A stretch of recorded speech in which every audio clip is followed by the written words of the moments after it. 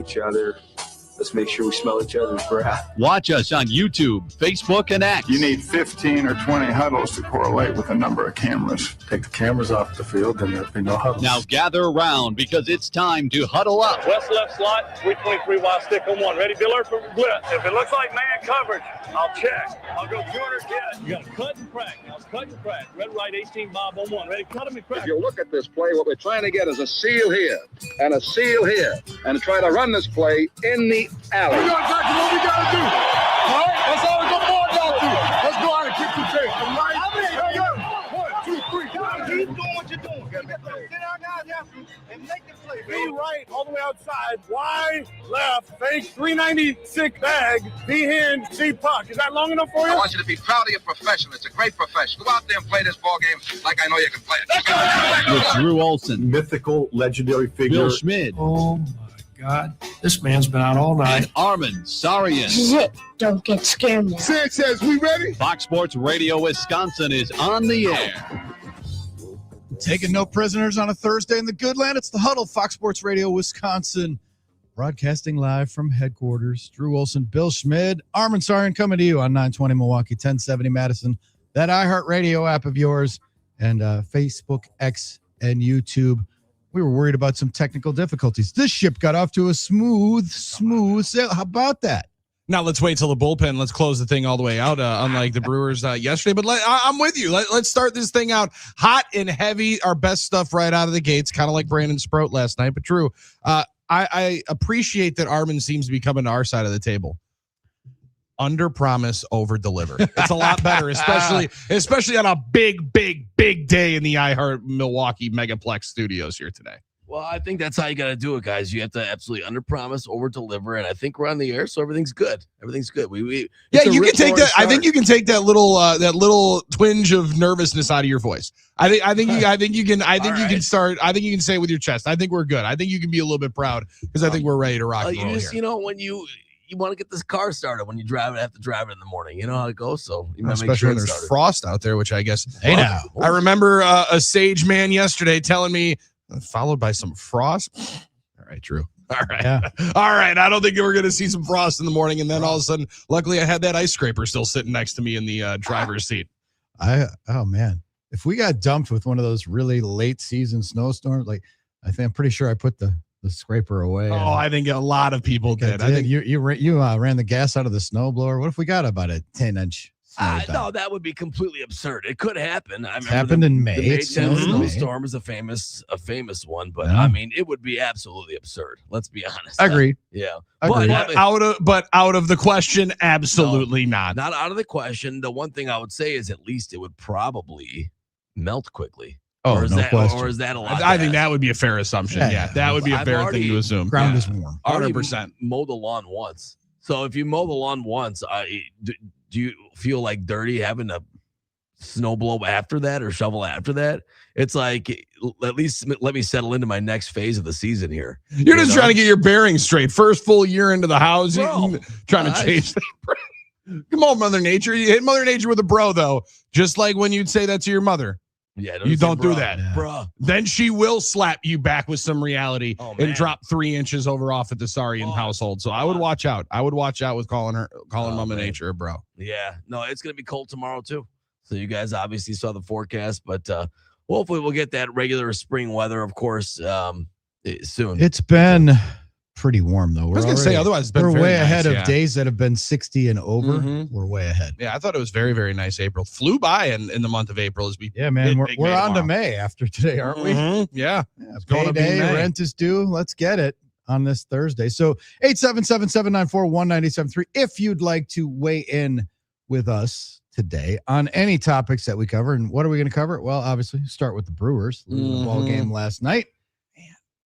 The initial start from Brandon Sprout, how about as promising as you could be to strike out the first three of that lineup and do it in as imposing fashion as possible, and just seemingly ran a little bit out of gas in that fourth inning after you finally trying to get a little bit more of a shutdown. Bryce Durang, back-to-back trips to the plate with 2 doubles, driving in runs, and then quickly drew 4 hitters later. The game is completely different, and Nolan Arenado once again at AmFam flips the scoreboard. Yeah, that guy is he's a Brewer killer. He'd have to To be his on the core. He's a Brewer killer. And whatever uniform, whether it's red, it's purple, now it's that weird whatever Diamondback red and black they got going on. Right. He smacks bombs at American Family Field. One of the reasons why, whatever the numbers were, I always thought that would have been a fascinating guy to bring in. When seemingly every team that he's been on over the last 4 years has been actively trying to get rid of him. But he finds a home there in Arizona. They got plenty of money, and he is still, when he comes here, as good as he ever was. Brewers were feeding the gopher last night. 4 homers against them. And that was their entire run production was all home runs. But, hey, if you can hit that many home runs, that's pretty good. Now, that would be 4 times the home runs the Brewers have hit in the last 9 games. Am I right in that? Saying that? That would sound about right. Yeah, right on that one, sadly. So Brewers score 13 one day, 2 the next, #baseball. Yeah, well, and cue the conversation, the old dad joke of, man, if they would have just saved some runs for the next day, they would have just been able to save a couple for coming back the next day. And you just more than anything, Drew, and this is where Pat Murphy's forgotten more baseball than I ever could dream to know. And a lot of times you get to where you are because of the numbers and because of playing that way. But then even last night when BA and Vinny were talking about it a little bit more with Bryce Terang and the development against hitting left-handed pitching, you do have a left-hander into the rotation and onto the mound for the Diamondbacks. You flip the lineup extremely right-handed heavy, waiting to splice in your Garrett Mitchell after an RBI night the night before, tracking very, very well. Sal Frelick, multi-hit game the night before. And it's a give and take. I know that there's going to be an evening out process at the end of it. But if these are your guys, how much development do you get from needing to face tough left-handed pitching? You're never going to be able to hit tough left-handed pitching if you don't face it. That's the routinely, tough right? dance. And it's going way back. I remember every time you get like a promising left-handed bat, it's like, all right, so when are you going to let him play every day? Right? Because and he mentioned it with Mitchell. Nobody factors it in because he's such a freakishly good athlete, but the diabetes thing, you got to manage that. Want to keep him fresh. Plus, he hasn't played.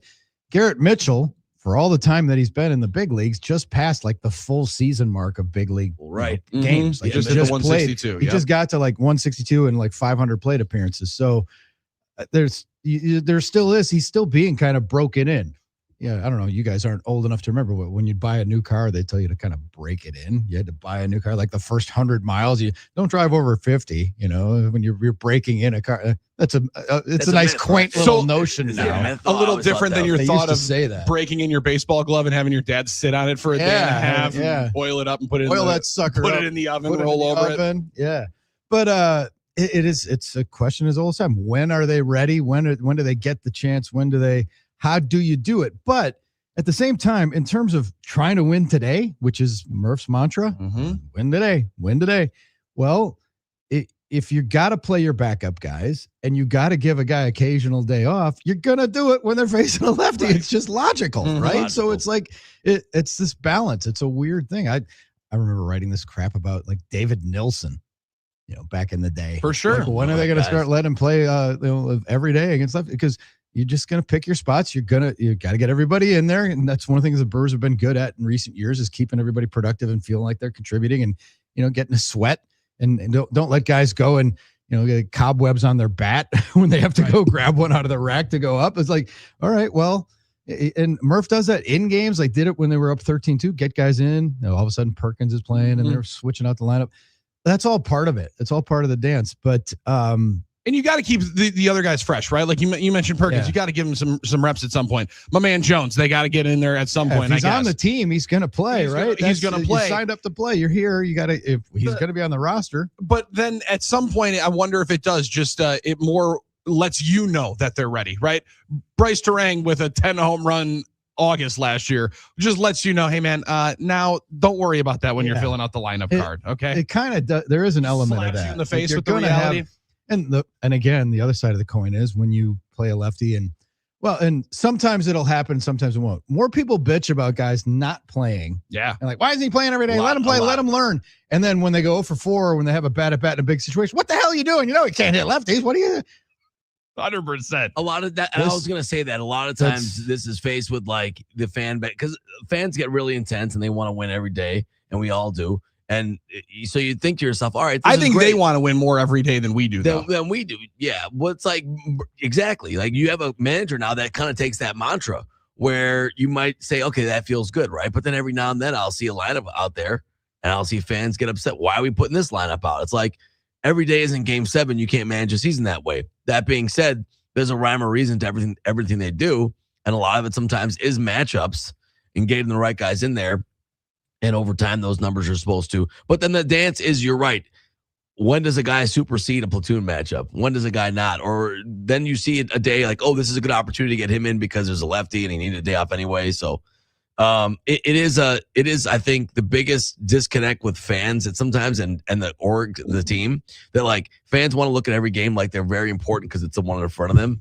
Well, but that's also what the manager and the team says every night, right? When it's win tonight, that's what their mantra is. That's why the fans take that as their mantra as well. But it probably lends more favorably and is more complimentary to how the Brewers have been able to do this and sustain where they're at over the last couple of years, because it is walking a tightrope. It's winning tonight, and that's going to be what their focus is every single day, and they're going to pound that into your heads every time a microphone or a recorder's on. However, they got to continue to develop young players, because Drew, that's their only way to win tonight, is try to nurse these guys along better and better. And I mean, I'd be the first guy to admit I'm always the fan that looks at the lineup and goes, man, Tyler Black last night, what, 3 hits? Right. 3 hits on Tuesday night, out of the lineup. How are you sitting Come him? on, what are we doing? Cooler. Get him out of there. Let the high lifes run a little bit.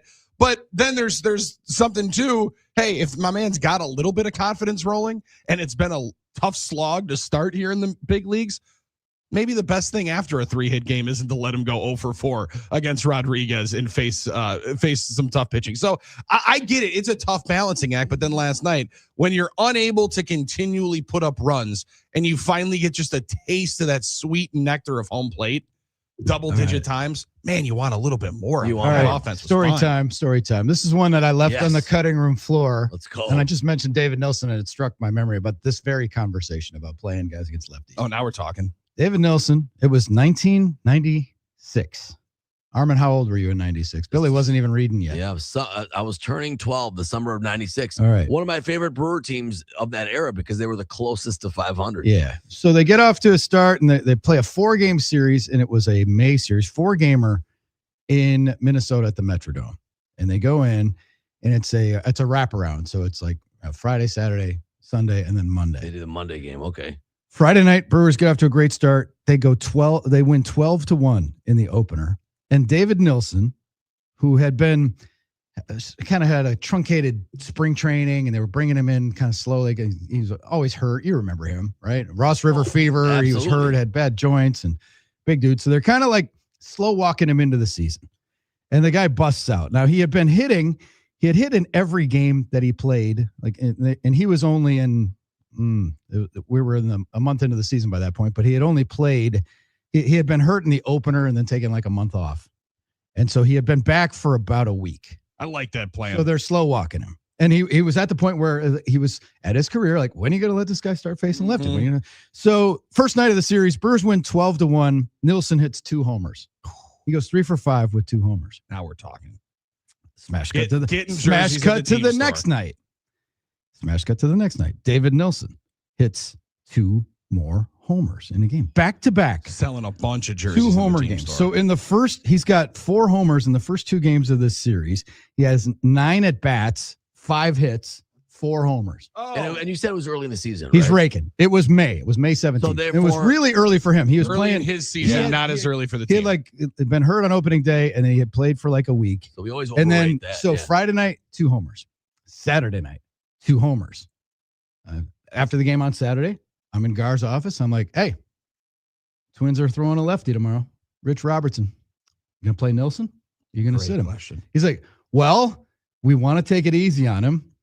And I'm like, yeah, I mean, you've been babying him against lefties. This would be the spot to give him a day off, but he's just hit 2 home runs in back-to-back games. What are you going to do? He goes, I'm going to have to sleep on it. And what would you do? I'm like, What are you, nuts? He's the hottest hitter in ball. He's on Sports Center every night now. I have For sure running him Right out. on You got to run him out there. What are you doing? A couple of tickets, Gar. Come Right. on. What are you doing? He goes, well, I'm gonna sleep on it. You know, he goes, it's delicate because we don't want to throw too much at him too quick and get him hurt.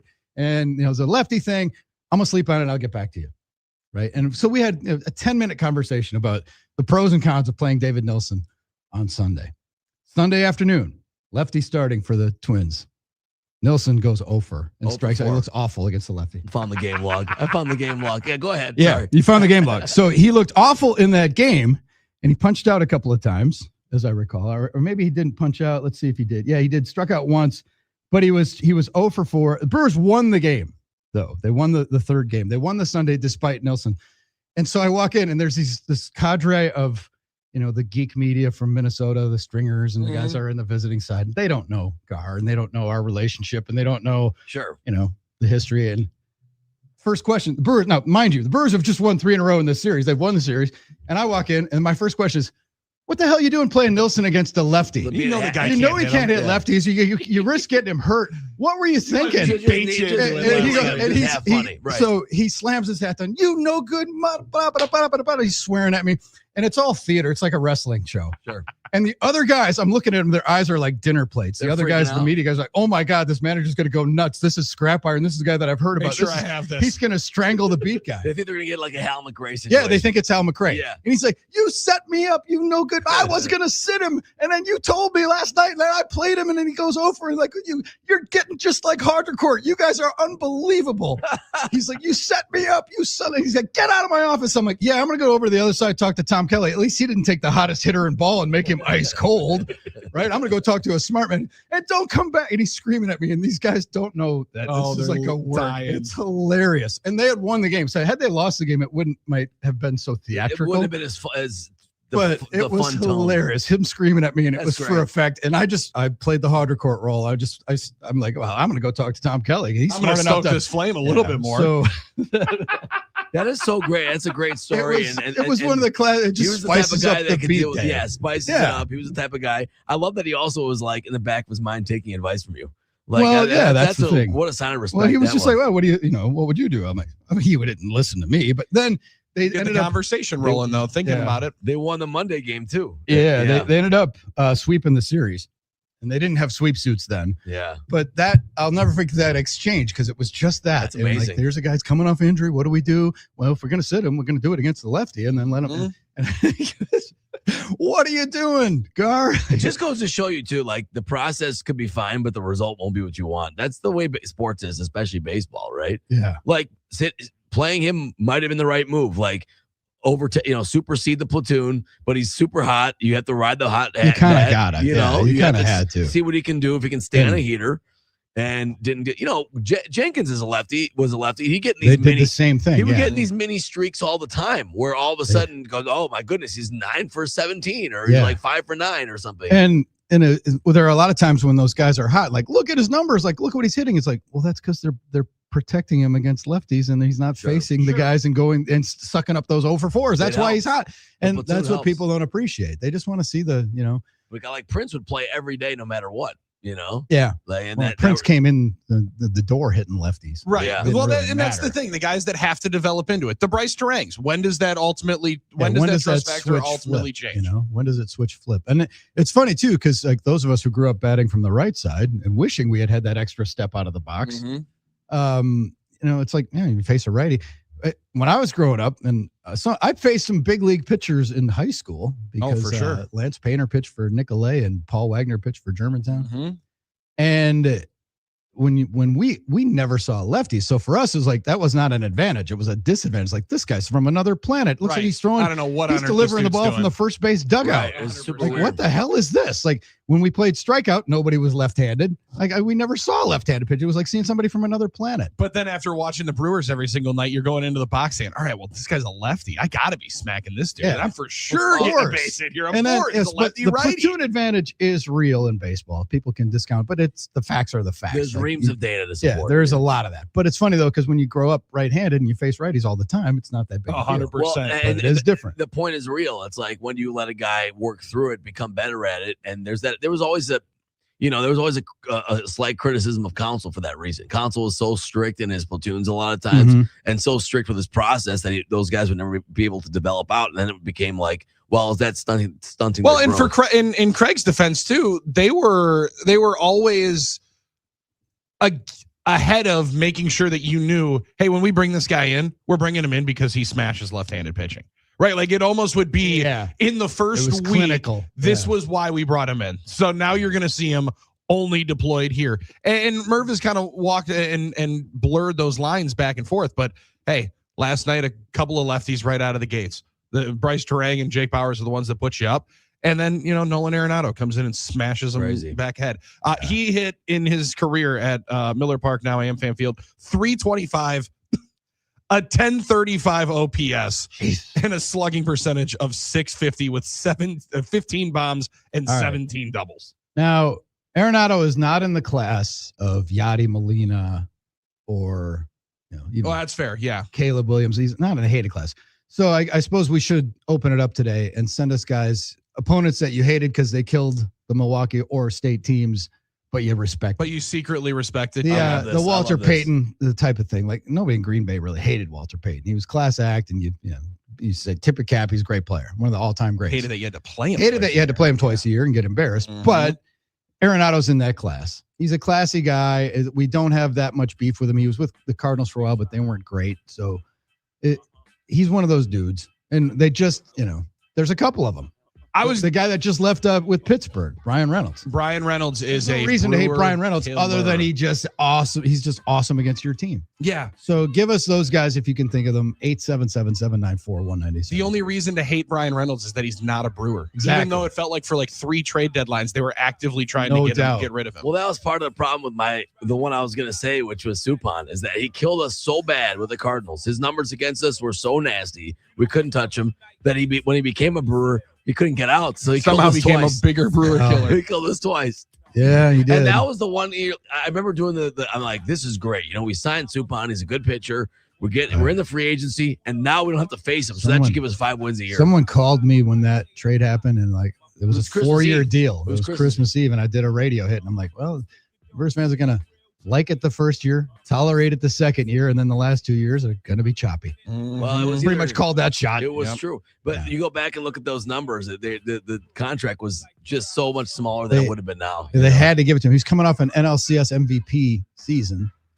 And he was like, they had to. If you wanted him, you had to give him the 4th year. That's what got him into Milwaukee. Dude, that buzz on the Christmas Eve though was monster buzz. Look what's under the tree. A right-hander under the tree. We got Suppan. We got everybody at Aunt Kareen's house was talking about that night because we had this idea of Suppan totally different than any other club because you knew what he could do based on his regular work in MLB, but we always saw him pitch amazingly. Because he killed us every time. Right. He was Cy Young against us. It was Cy Suppan. That was our joke until he became a Brewer. All right, we're off and running. Shooting shirts are off. It's the Thursday edition. Dolph's going to be here for halftime. Hunter Baumgart's going to join us to talk Let's Brewers go, Hunter. Today at 7:30. You're in the Huddle, Fox Sports Radio, Wisconsin.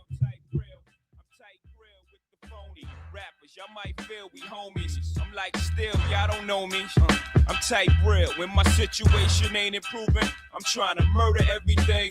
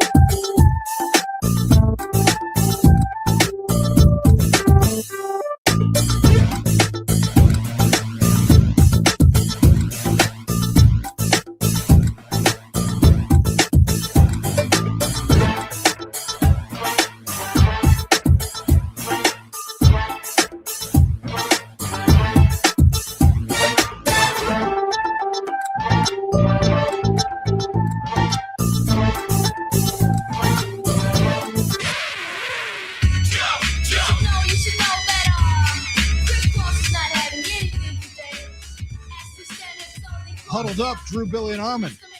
Thursday in the good land. Time's flying by. We're on to May. It is crazy, isn't it? It's pretty wild. 877-794-1973. Plates we got spinning early. We're talking Brewers. Brian Fitzpatrick made a nice debut last night. That was nice to see. Big Young family pitcher didn't pops in fill the his crowd. socks. He came in a tough situation, worked out of it. Clean inning. Yeah, and I mean, listen, 1 1/3. 1 1/3, and up and down, come right back out in your major league debut. Get a good workout in that MLB debut patch. That's a good one. I just love seeing the crowd shots of the parents being able to enjoy that moment. And short flight up here to Nashville. I don't know the route that they ultimately had to take. Might have been a little bit more cumbrous to be able to get here, but at that point kept him in the game. And then sadly, Grant Anderson, who's been really good at keeping them in ball games, gives up back-to-back to Marte and Carroll. And now it's on to game 3 and a matinee today to try to win the series.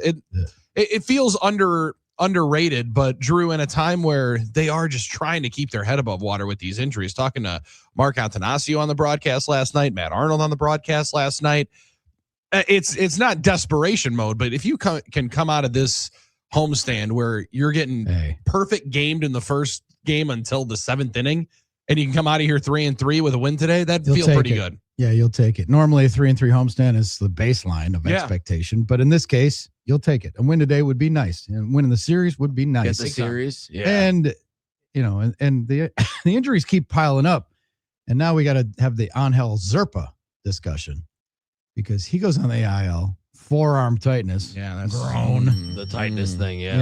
And then we're gonna have we're gonna peel back that onion, like, well, that World Baseball Classic pitcher's ramping up early because he hasn't been extremely effective in his stint in Milwaukee. He's been actually hasn't been.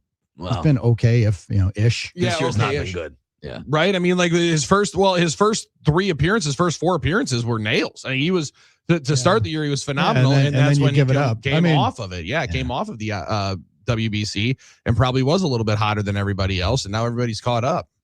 Yeah. So there's that layer of it. But then it's just like there's a guy that we're counting on. But in terms of the Brewers and their record, we talked about it. They were late May last year until they took off. Now, again, my theory of the case this year was, what were the Brewers at one point last year? 30-5 or something ridiculous like that. What was the run? I think they went 30-4. 30-4. That stretch, yeah. Like, I don't have to, I said at the outset, they're not going to do that again this year, but hopefully they won't have to do that again. Right. So, and again, they never got too far under 500, but they did catch fire. Are they going to win 97 this year? I bet the under.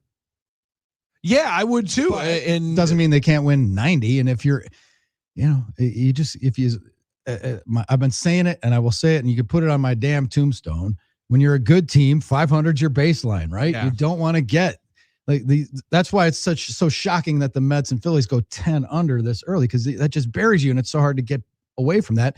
But if you're 500 on September 1st, you can win the damn World Series. Absolutely. There's really only one team that I can remember that came back from being into that cellar of like 10, 12 games under 500. The Nationals in 2019, they were brutal in the month of May. Yep. And then all of a sudden we're the hottest team in ball. But Drew, like you said, it sets you so far behind the 8 ball. But I'm also fascinated to see what ultimately happens once these teams start playing each other, right? Like once these teams actually start playing each other and you see some more divisional series and rounds, then I'll understand and have a better, clearer idea of it. Because, I mean, the Pirates have played the most of 12 games in the division. Everybody else has played 1 series. So no one's played each other. It's tough to really have much of a fear as to where you slot, other than just, again, keeping your head above water. And the most important thing last night, even though they dropped the game, is Churio and Vaughn come out of their rehab stint unscathed, and both of them get up into the batter's box and get back in here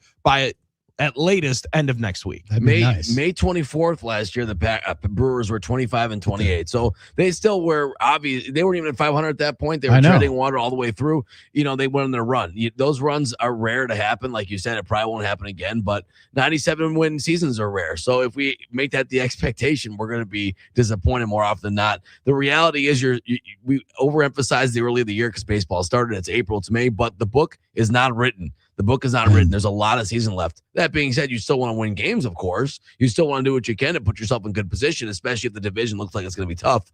But like you said, Billy, there's a lot we don't know yet. There's a lot we still don't know about what this team can do. So there's a lot. Yeah, and you're going to get those guys back. You haven't had Priest, or you haven't had Vaughn, and you don't have Yelich. You don't have Vaughn. You're missing your three of your best bats, and the guy who was your best starter last year.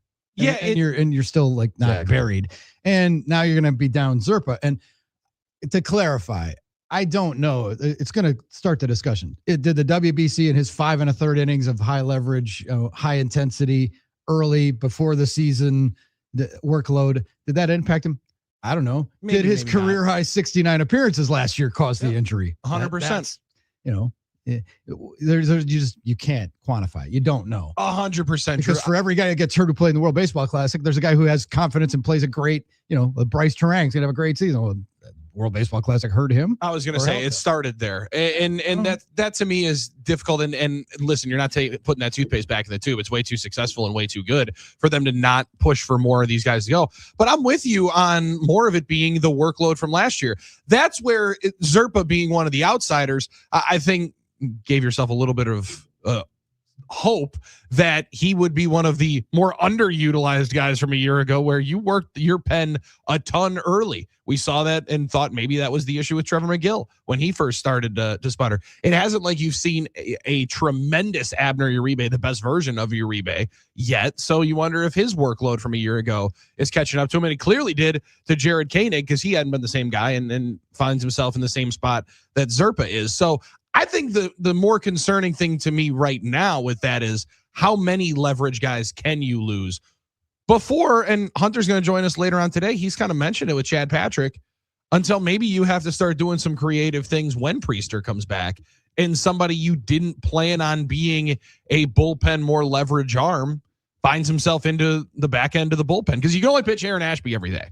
Right. Apparently, you can only pitch him every day. You can only pitch Trevor McGill, Uribe, and them so many times because you don't want them to be sitting there like Koenig. Ashby's such a freak. Wild, so good. Dude. But Koenig's a perfect example, because he's hurt. Well, he threw 72 games last year. He was in almost every day. I mean, it's unbelievable. 72 outings. It's a heavy workload, and that's gonna And that's a lot of striking up that old country song that fires up when you go,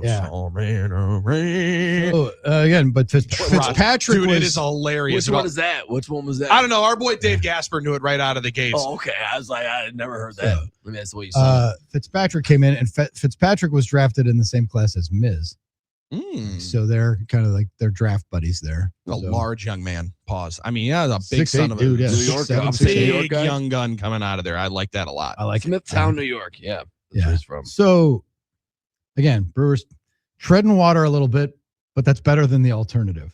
Very much. Yeah, they are riding it out. And get your injuries out of the way, because every team's going to have them. Cubs have had a few. The Cubs are missing them.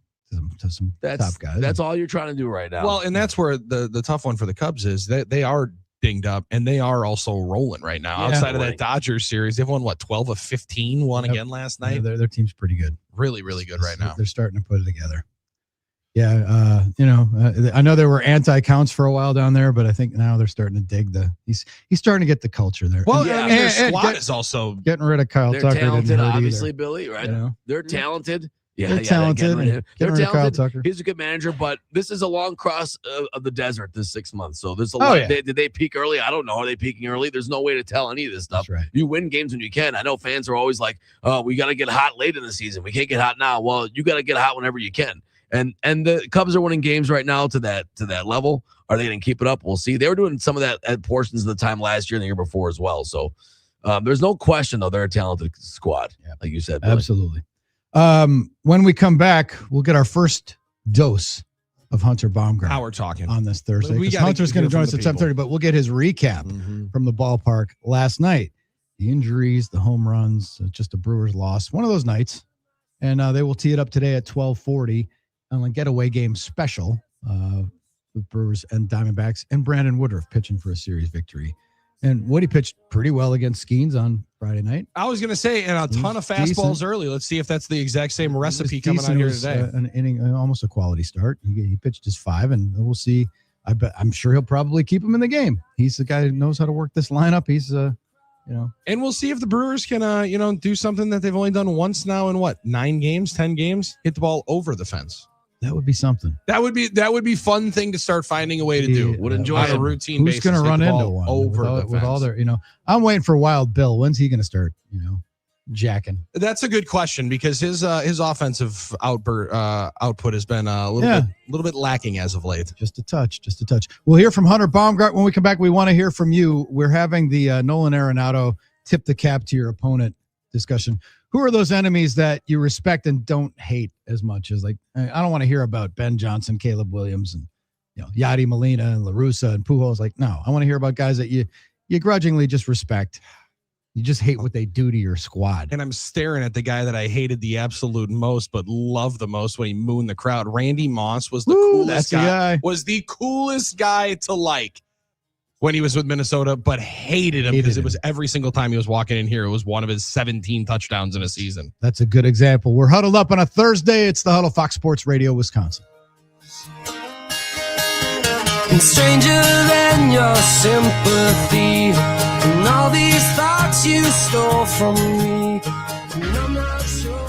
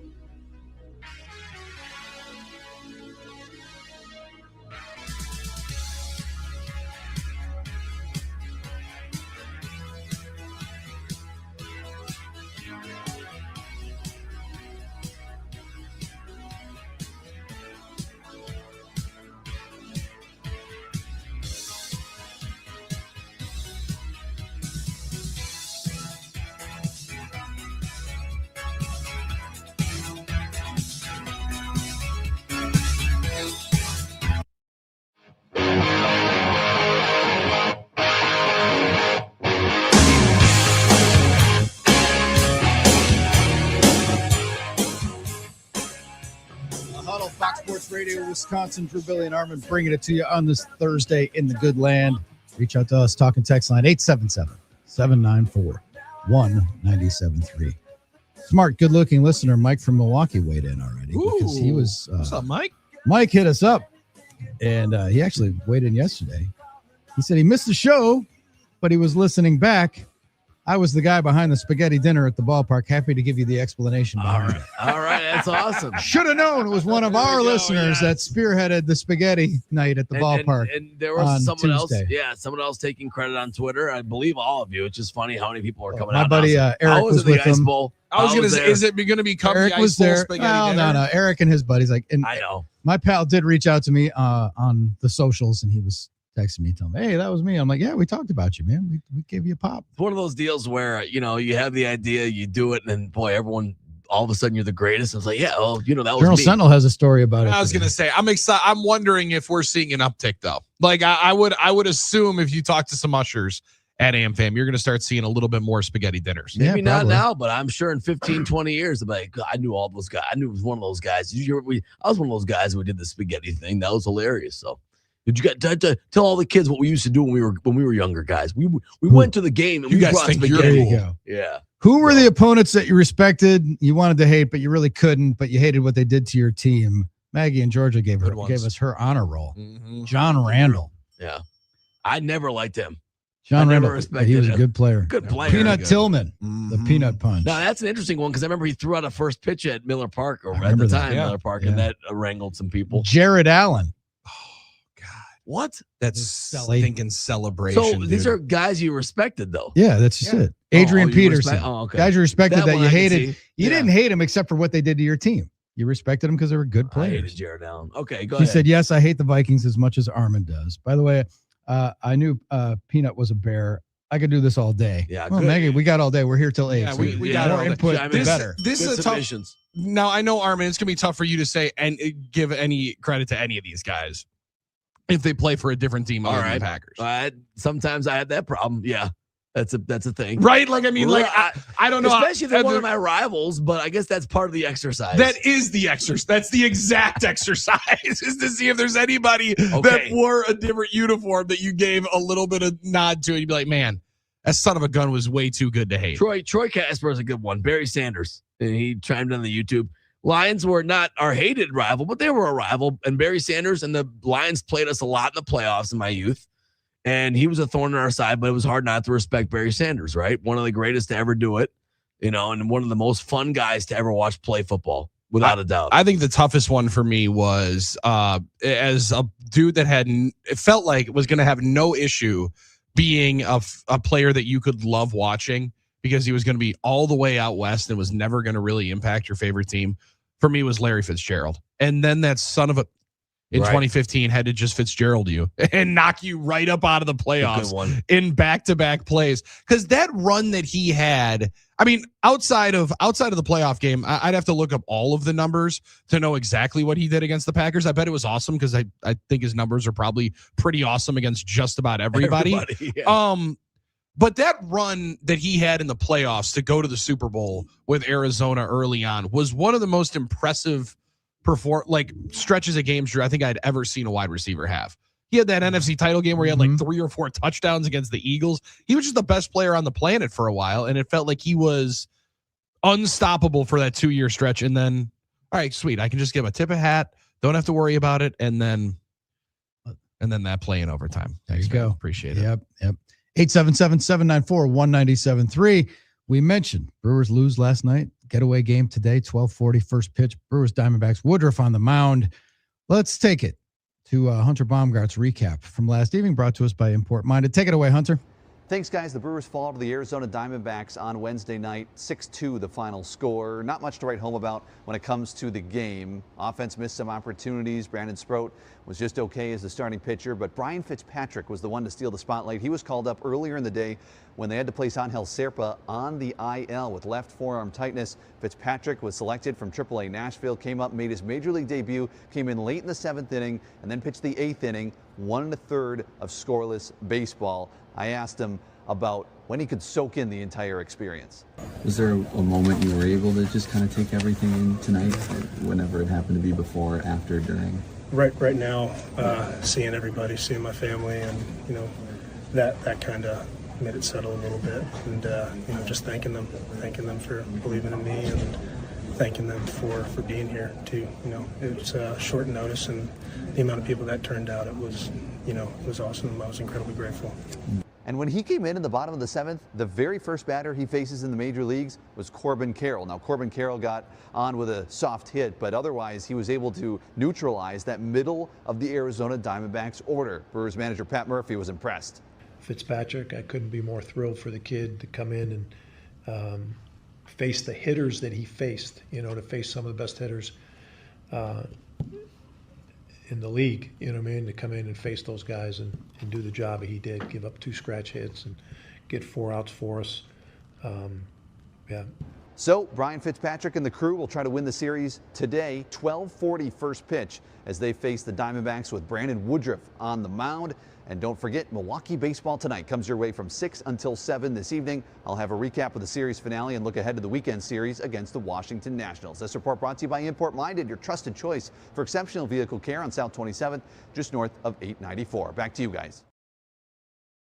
Thank you very much, Hunter Great report. Baumgart. Great report from the Loge level. I like to try and figure out where he's at based Where's on that Hunter? background. And where's Spencer? Yeah. Mr. Flannel. I was Can't gonna forget say, Spencer Williams, cameraman to the stars. I want the Spencer drop in again Spencer. right there in the corner. That was way too good. Spencer's the guy behind the guy behind the guy. Yeah, make him a star. That is it. Make him a star. Hit us up, 877-794-1973. You can be a star as well and help us shovel on this Thursday. How about a couple of good ones? Kavika and Maui up with us early. Now, I don't know if he's up early with us or up late with us. Yeah. Goose Gossage. Okay, come on now. That's a good old one. school. Loving Okay. those old late 70s, early 80s Yankees teams, yeah. Ron Goodry. Am I pronouncing Guidry. that? Guidry. Well, so Pronouncing that those- right? yeah, Louisiana Guidry. Lightning, Ron Guidry. Yeah. So that would have been the 81 playoffs, right? That was, Game five. Brewers Yankees had quite the rivalry back late 70s, early 80s. That was one of the turning points for the franchise, was the series they had against the Yankees at County Stadium. There was a brawl, Mike Caldwell, and they brawl, Reggie Jackson. It And was, that's when the Brewers started, it was theater. They started turning things around, 78, Getting 79. 50,000 people in the barn to watch that, and it was something else, yeah.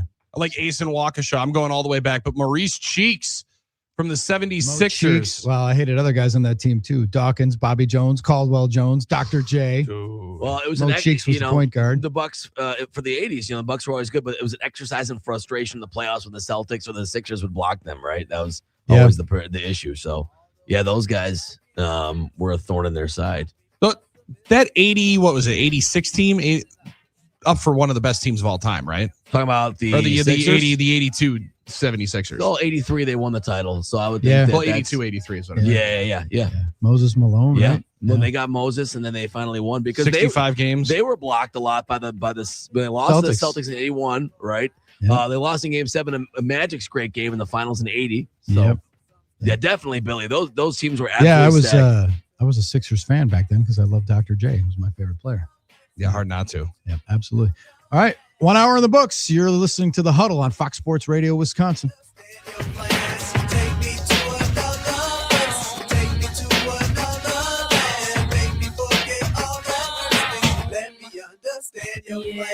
Lord, it's obvious we got a relationship, talking to each other every night and day. Although you're superior.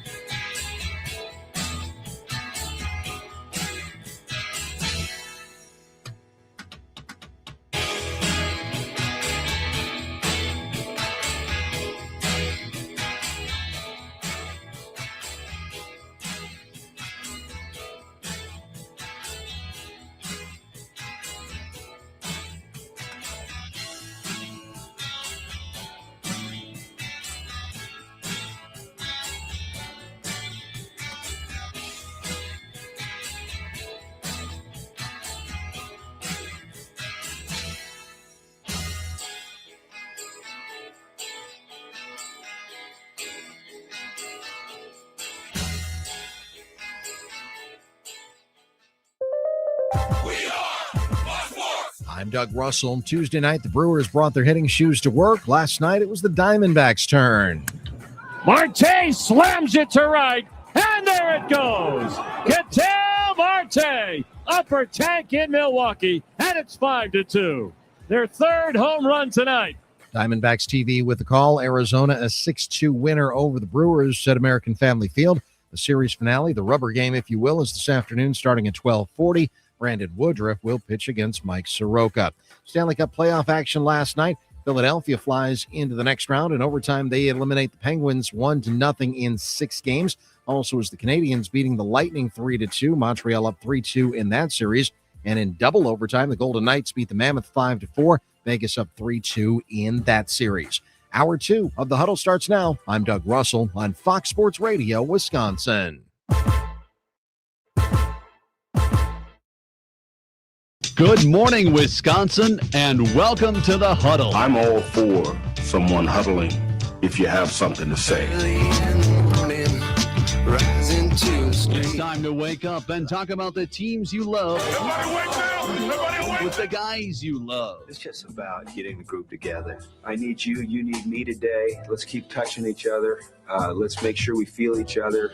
Let's make sure we smell each other's breath. Watch us on YouTube, Facebook, and X. You need 15 or 20 huddles to correlate with a number of cameras. Take the cameras off the field, and there'll be no huddles. Now gather around because it's time to huddle up. West left slot, 323 wide stick on one. Ready, be alert for blitz. If it looks like man coverage, I'll check. I'll go 200 yes. You got to cut and crack. Now cut and crack. Red right 18 Bob on one. Ready, cut him and crack. If you look at this play, what we're trying to get is a seal here and a seal here and try to run this play in the alley. We got exactly what we got to do. All right, that's all we're going to board down to.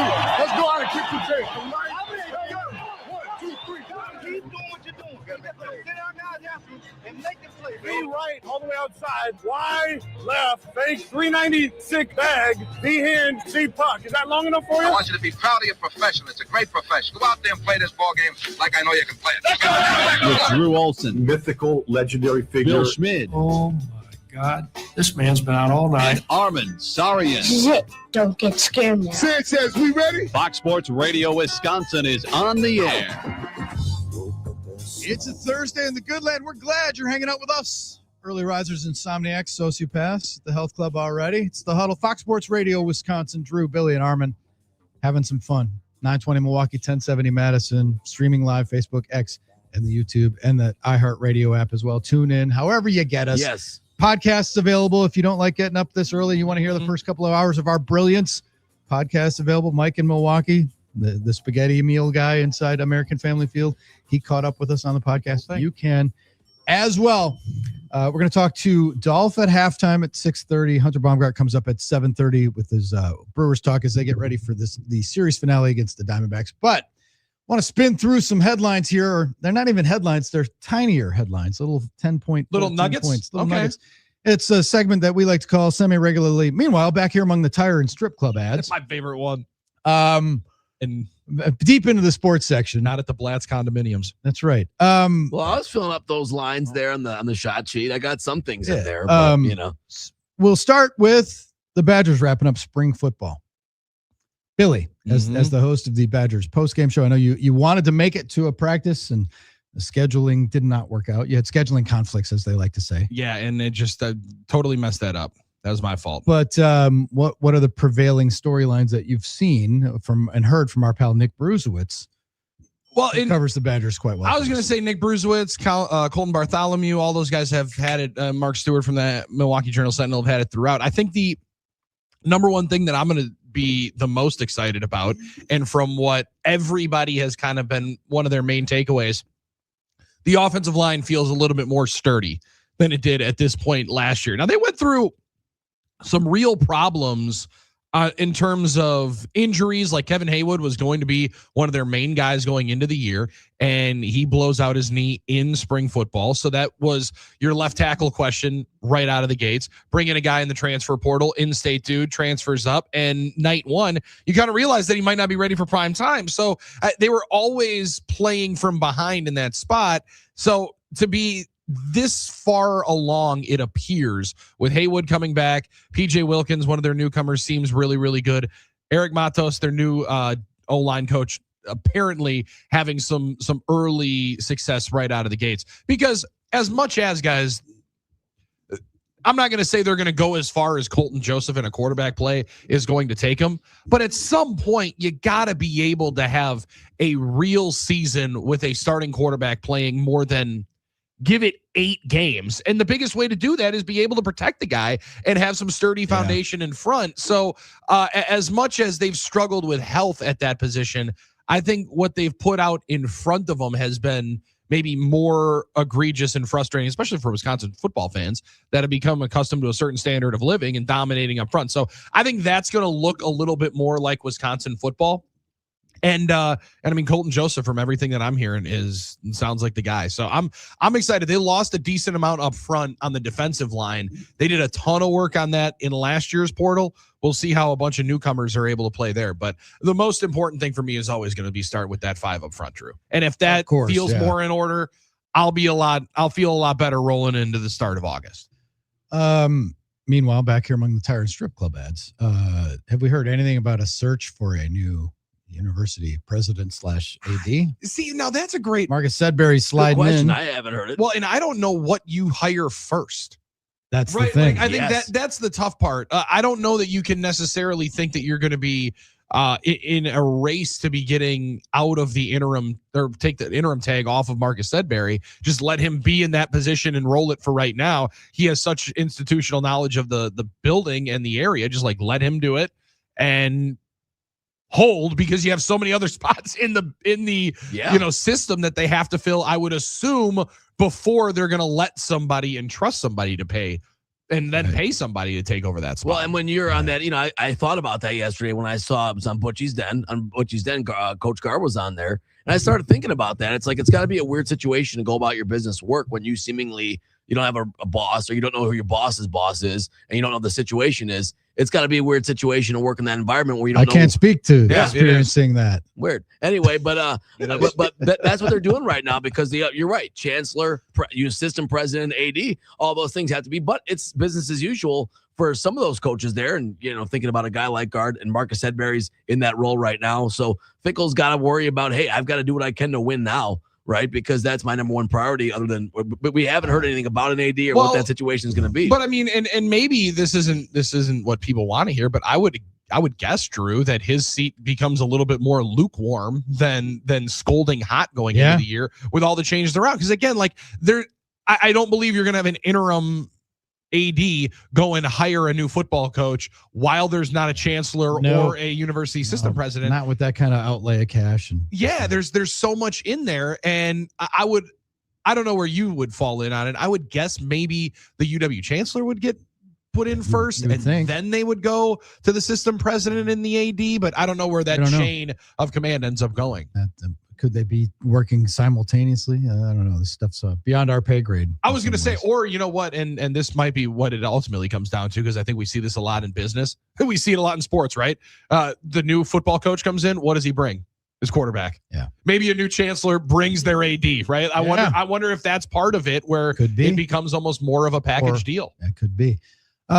Meanwhile, back here among the Tire and Strip Club ads, playoffs continue. NHL, NBA.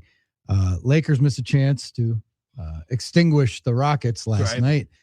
The Pistons get a dub. That was a great Cade saved them with that big game with their Cade backs with against 45, the wall. And that's a good physical. That's a throwback series in some ways. Well, the thing is, you win 60 games, and then if you lose in the first round with an 8 seed, they're going to call you a fraud. And for at least one day, the Pistons have fought against that destiny. So we'll see if they can keep it up. Billy. And I mean, they also do that though. Up 17 in the second quarter. Like, they were on the verge of blowing out Orlando. Orlando's playing without Wagner yesterday, who's probably their second or third best player. And he's been a big player in this series, yeah. And I mean, Cade is going to steal the headline with the 45, but match it on the other side by my boy Paolo Banchero. He was nails yesterday. 2 studly young guys that people don't pay a lot of attention to. So does that make you feel like, going into game 6, does that set things up well for Orlando? You know what I mean? I hope so. Also, really in a key game, when you're 2-2 in a best of 7, game 5 is everything. And the Cavs won that one. Donovan Mitchell had some big shots. They got off the deck in the third quarter. Schroeder, too. And on the complete opposite side, they were down big early. Exactly. And the Raptors came and punched them in the mouth, and they were able to hold on. Barnes also got dinged up. I can't remember if it was in the second or third quarter, and he was clearly not himself. I want to say Scotty Barnes went 0 of 5 or 0 of 6 down the stretch, and I'm getting choked up just thinking about it. But like you could tell he was not the same guy going in. But Drew, you said it with the Detroit-Orlando series. That Cleveland and Toronto series both have been super physical, super scrappy, and much like, because Armin said, you guys are going to have to prove to me you can play NBA basketball. You're going to prove to me that you have to make some shots. They made some shots yesterday. They did, finally. That offensive game was a hell of a lot different than that Sunday matinee we watched a couple of days ago. It is just crazy that in the NBA playoffs, the same teams, the same game, same series can look totally different from game to game. No one can make a shot, obviously, last game. And then, they roll up for 245 combined last night. So it is pretty wild, but it just goes to remind you how different the playoffs are than the regular season when you see some of these series. The Cavs won, but I still think they have a lot of problems. They're having a lot of trouble with the Raptors. They had to eke out a win again. The Cavs have a lot of unfulfilled promise, especially now that they have Harden, in my opinion. So I think they still have a lot to prove to that fan base. Meanwhile, back here among the tired strip club ads, the NHL playoffs, we had the battle for Pennsylvania go to overtime. Mm-hmm. And oh my gosh, the Flyers win that one in overtime. And then the game of the night in all of sports is Vegas against Utah. Yeah.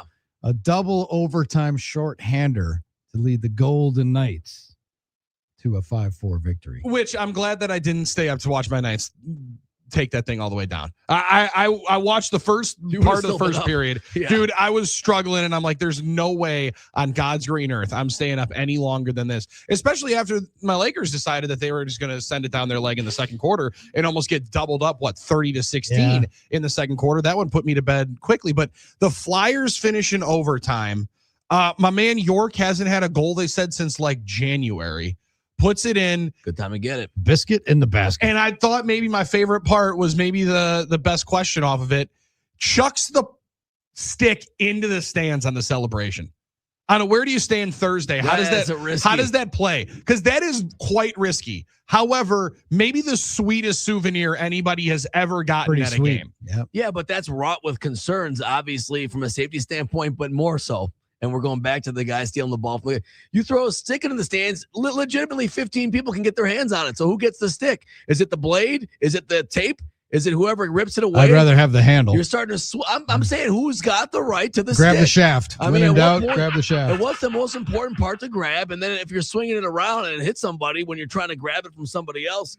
But I mean, you're throwing sticks in the stands. We're starting a good melee in there to try to get the Cam York stick. And I'm also like, I'm excited about my team winning too if I'm in the stands, but then all of a sudden a big shrapnel comes flying. That's not funny. Well, it's a big jagged piece of wood. Like, wouldn't you do the Anthony Rizzo thing when they got the last out of the World Series, put the ball in your pocket and keep it? Well, it's funny because I wonder that, with tennis players, they smack them into the stands like, hey, it's just a ball, so no big deal. But I think about that too. I'm like, don't get rid of that ball. That was your. And I wonder who went and skated over into the net and grabbed the puck. Because that's remember, the other one. If we learned anything from Jack Hughes, better go grab that puck.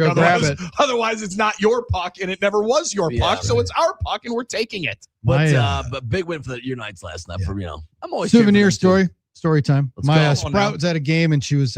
We had seats right. We had extra seats for my buddy Guido, who had the seats right. One of his friends or something. So she was down there right by the visitors' dugout. She was probably 10 at the time.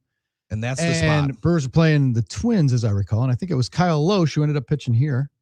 He struck out somebody to end an inning, and the catcher, a fellow by the name of Drew Butera, was kind of jogging off, and he flipped the ball to my kid. Mm-hmm. And then they realized, that was a significant 800th strikeout. It was a round number strikeout for Loesch. So they said, hey, can we get that ball back? And they handed her a bat. Drew Butera handed her a bat, which is still at Stately Olson Manor somewhere. So she's got she traded the ball much for better. a bat. Yes. And so I have a picture of her sitting there holding the ball and then holding a bat that she made a trade, or they made a trade. That's a dominating of the lunch table trade. You won every bit MLB of that one. bat. Like anybody can get a ball, but how many people get a bat from a major league player at a game? Well, and that was why, like a couple of years ago, my man was scaling the net trying to get the bat down, and then there was a question of, hey, he just risked everyone's livelihood to go get that bat. He needs to get the bat. Are you kidding me? That's the sweetest souvenir that you can get. I didn't anticipate there were going to be hockey games that you were going to be able to get sticks at. That's right. Other than when they give it away. Give it away, right. And that on the way out, because there very much could be some dangerous. And last game of the year, they throw all their stuff in that they're wearing, and then all the stuff from their locker goes into the bin to go to the Dominican Academy. Yeah, that's how it works. So, all right. Meanwhile, back here among the Tire Strip Club ads, we are today, as we say, we're on to May. Today's our last show of April. It's gonna be May. It's gonna be May. It's been 1 week since it was reported that Taylor Jenkins and the Bucks had agreed in principle for him to be the next coach. How about that? And now we're standing in the living room like Will Smith going, where is everything? Where's everybody? Well, at some point, teams are going to start saying, we don't have to do press conferences anymore. No one else is doing it. Why are we going to do press conferences anymore? We've had nothing from the team. Better question. And nothing from Eric Name and Jim Ozarski. Like, all right, what? I said, well, maybe somebody had plans for the weekend. Maybe Taylor Jenkins had a cruise booked or something with going on a Disney cruise with the kids. Like, maybe there's some extenuating thing, but this is kind of a big deal in life and in the profession. And for there to be a week of radio silence after the flurry of news, and it's just like, well, is he going to coach here? If I find out, or if Orlando dips, is he then the coach there? Like, could the rug be pulled? Like, what's going on? That's the thing. Until that card is up in the commissioner's hand and he's reading the name at the draft, you haven't made the selection. Until you've put out the press release, you haven't made the hire. So, I don't necessarily know why the silence or why the wait. But Drew, I get it if it's 3 days and hey man, my oldest daughter is graduating college. We got to be there. Can we hold off until Wednesday? Sure, sweet, we'll do that. Now we're rolling in on a week. I don't know what 5-day excursion to the Bahamas is worth more than a 4-year deal that's probably going to be worth $30 to $40 million to go coach an NBA team. I agree with you guys. Although people do have vacations more than a week before, but I do agree with you. It is a little before weird. You go and get a job though, Armin. Yeah, I know that part is peculiar, and you can still put a press release out and say we're going to have a press conference soon. But the one it would be disappointing because I'm excited about the hire. But the one silver lining would be Shams would be wrong. Now that would be fun. It would be fun to be able to dunk on Shams and be like, wow, you got one wrong there, huh? Didn't you? But it'd be disappointing because I like the hire. I like where you're going. Wow. I don't know, but it doesn't sound like you'd be wrong. It sounds like Taylor Jenkins would have accepted the job and then recanted his signing, or just done a Baltimore Ravens and said, "Hey man, after my physical exam there in Milwaukee, I've decided that I'm going to go somewhere else." Well, even after a press conference, guys have gone back on it. I mean, remember Billy Donovan in Orlando? Yeah. I want to say, was that right? And then Rick Majerus with the USC job that happened before, and he changed his mind. There's precedent. That's why I'm asking. We've been a week. Well, now I'm nervous. What's the story? Now, now I'm nervous about it. Yeah, well, Taylor Jenkins, like I said, he was the number one guy on the market kind of in this cycle. Mm-hmm. And now my TV tag team partner, Dario Melendez from WISN 12, he's like, they could have just kept Budenholzer. And he basically is saying that Taylor Jenkins and Kenny Atkinson are Bud Light because they came from the Budenholzer tree. And they're like watered down imitations. Nah, I don't think that's the case. Guys can be the truth and be better. That happens all the time. Coaching trees of there's a lot of coaching trees where guys become better. Where exactly where the guys kind of outkick their predecessor. I guess the other part with the Bud thing is, are we a little bit more? Are we overcorrecting on the Bud thing a little too much? Remember how bad it was when they ended up getting dump trucked in 5 games by the Miami Heat? And I mean, again, you're never taking the title away, and he does get obviously immense credit, and that's where most of this still comes from. Totally. In 21. But show me the game-changing coaching decisions in that title run that he made that changed their tide.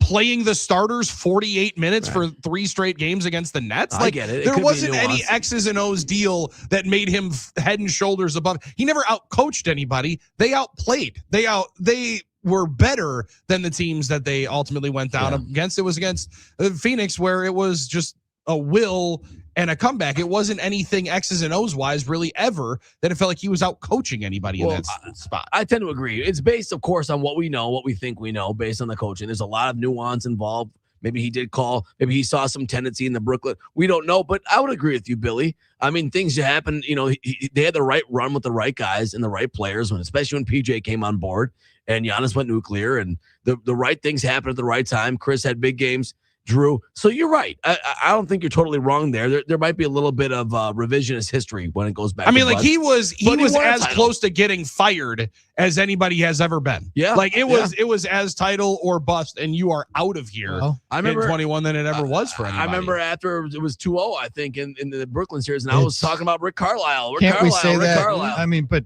that's not unprecedented. Sure, that's Nick normal. Sirianni was going to get fired yes. at midseason and won the Super Bowl. That's sports. Well, right. And I mean, they're still trying to fire him now, right? Yeah. So like, and I get like, that's, I guess my point is I don't necessarily, and again, I'm not saying that Coach Bud doesn't deserve to be praised forever, and he will be, and he'll have a different level of lore. Yeah. But like this thought in the overcorrection on like, well, it all went downhill when they traded Bud or when they fired Bud.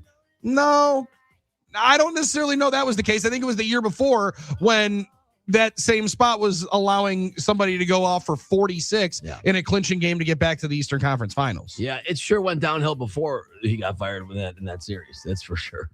You know, and so I tend to agree with you a little bit. I mean, and that's probably why coaches get moved around so much in this league, and good coaches don't necessarily Kenny Atkinson win has won one playoff series. Yeah, so like it's not like that would have been for sure the greatest hire if that would have been the hire against Adrian Griffin. And sorry, Mike Budenholzer's last spot didn't work very well. No, and as Memphis fans, how they feel about Jenkins is probably a mixed bag too. It doesn't mean he can't win. His circumstances were different, right? If and when Jenkins gets here, though, I will say that come October, seeing competent basketball and seeing fluent offense is going to be fun. And seeing like a semblance of a defensive strategy is going to be refreshing. Nice. It's going to be nice to see. It's going to be nice after what we watched last year. All right, that's meanwhile back here among the tire and strip club. That story that we shouldn't overlook, but they just get washed down the river. Yeah, and I mean maybe Taylor Jenkins is in a totally different spot, and we're not worried about the 3-2-1 tanking rule next year for the Bucks, and we're one of the ones. We're into the playoffs. That would be nice. Maybe. We can talk about that as well. Halftime's approaching. Dolph will be in next. Hunter Baumgart joins us at 7:30. You're in the Huddle, Fox Sports Radio, Wisconsin. It's gonna be me.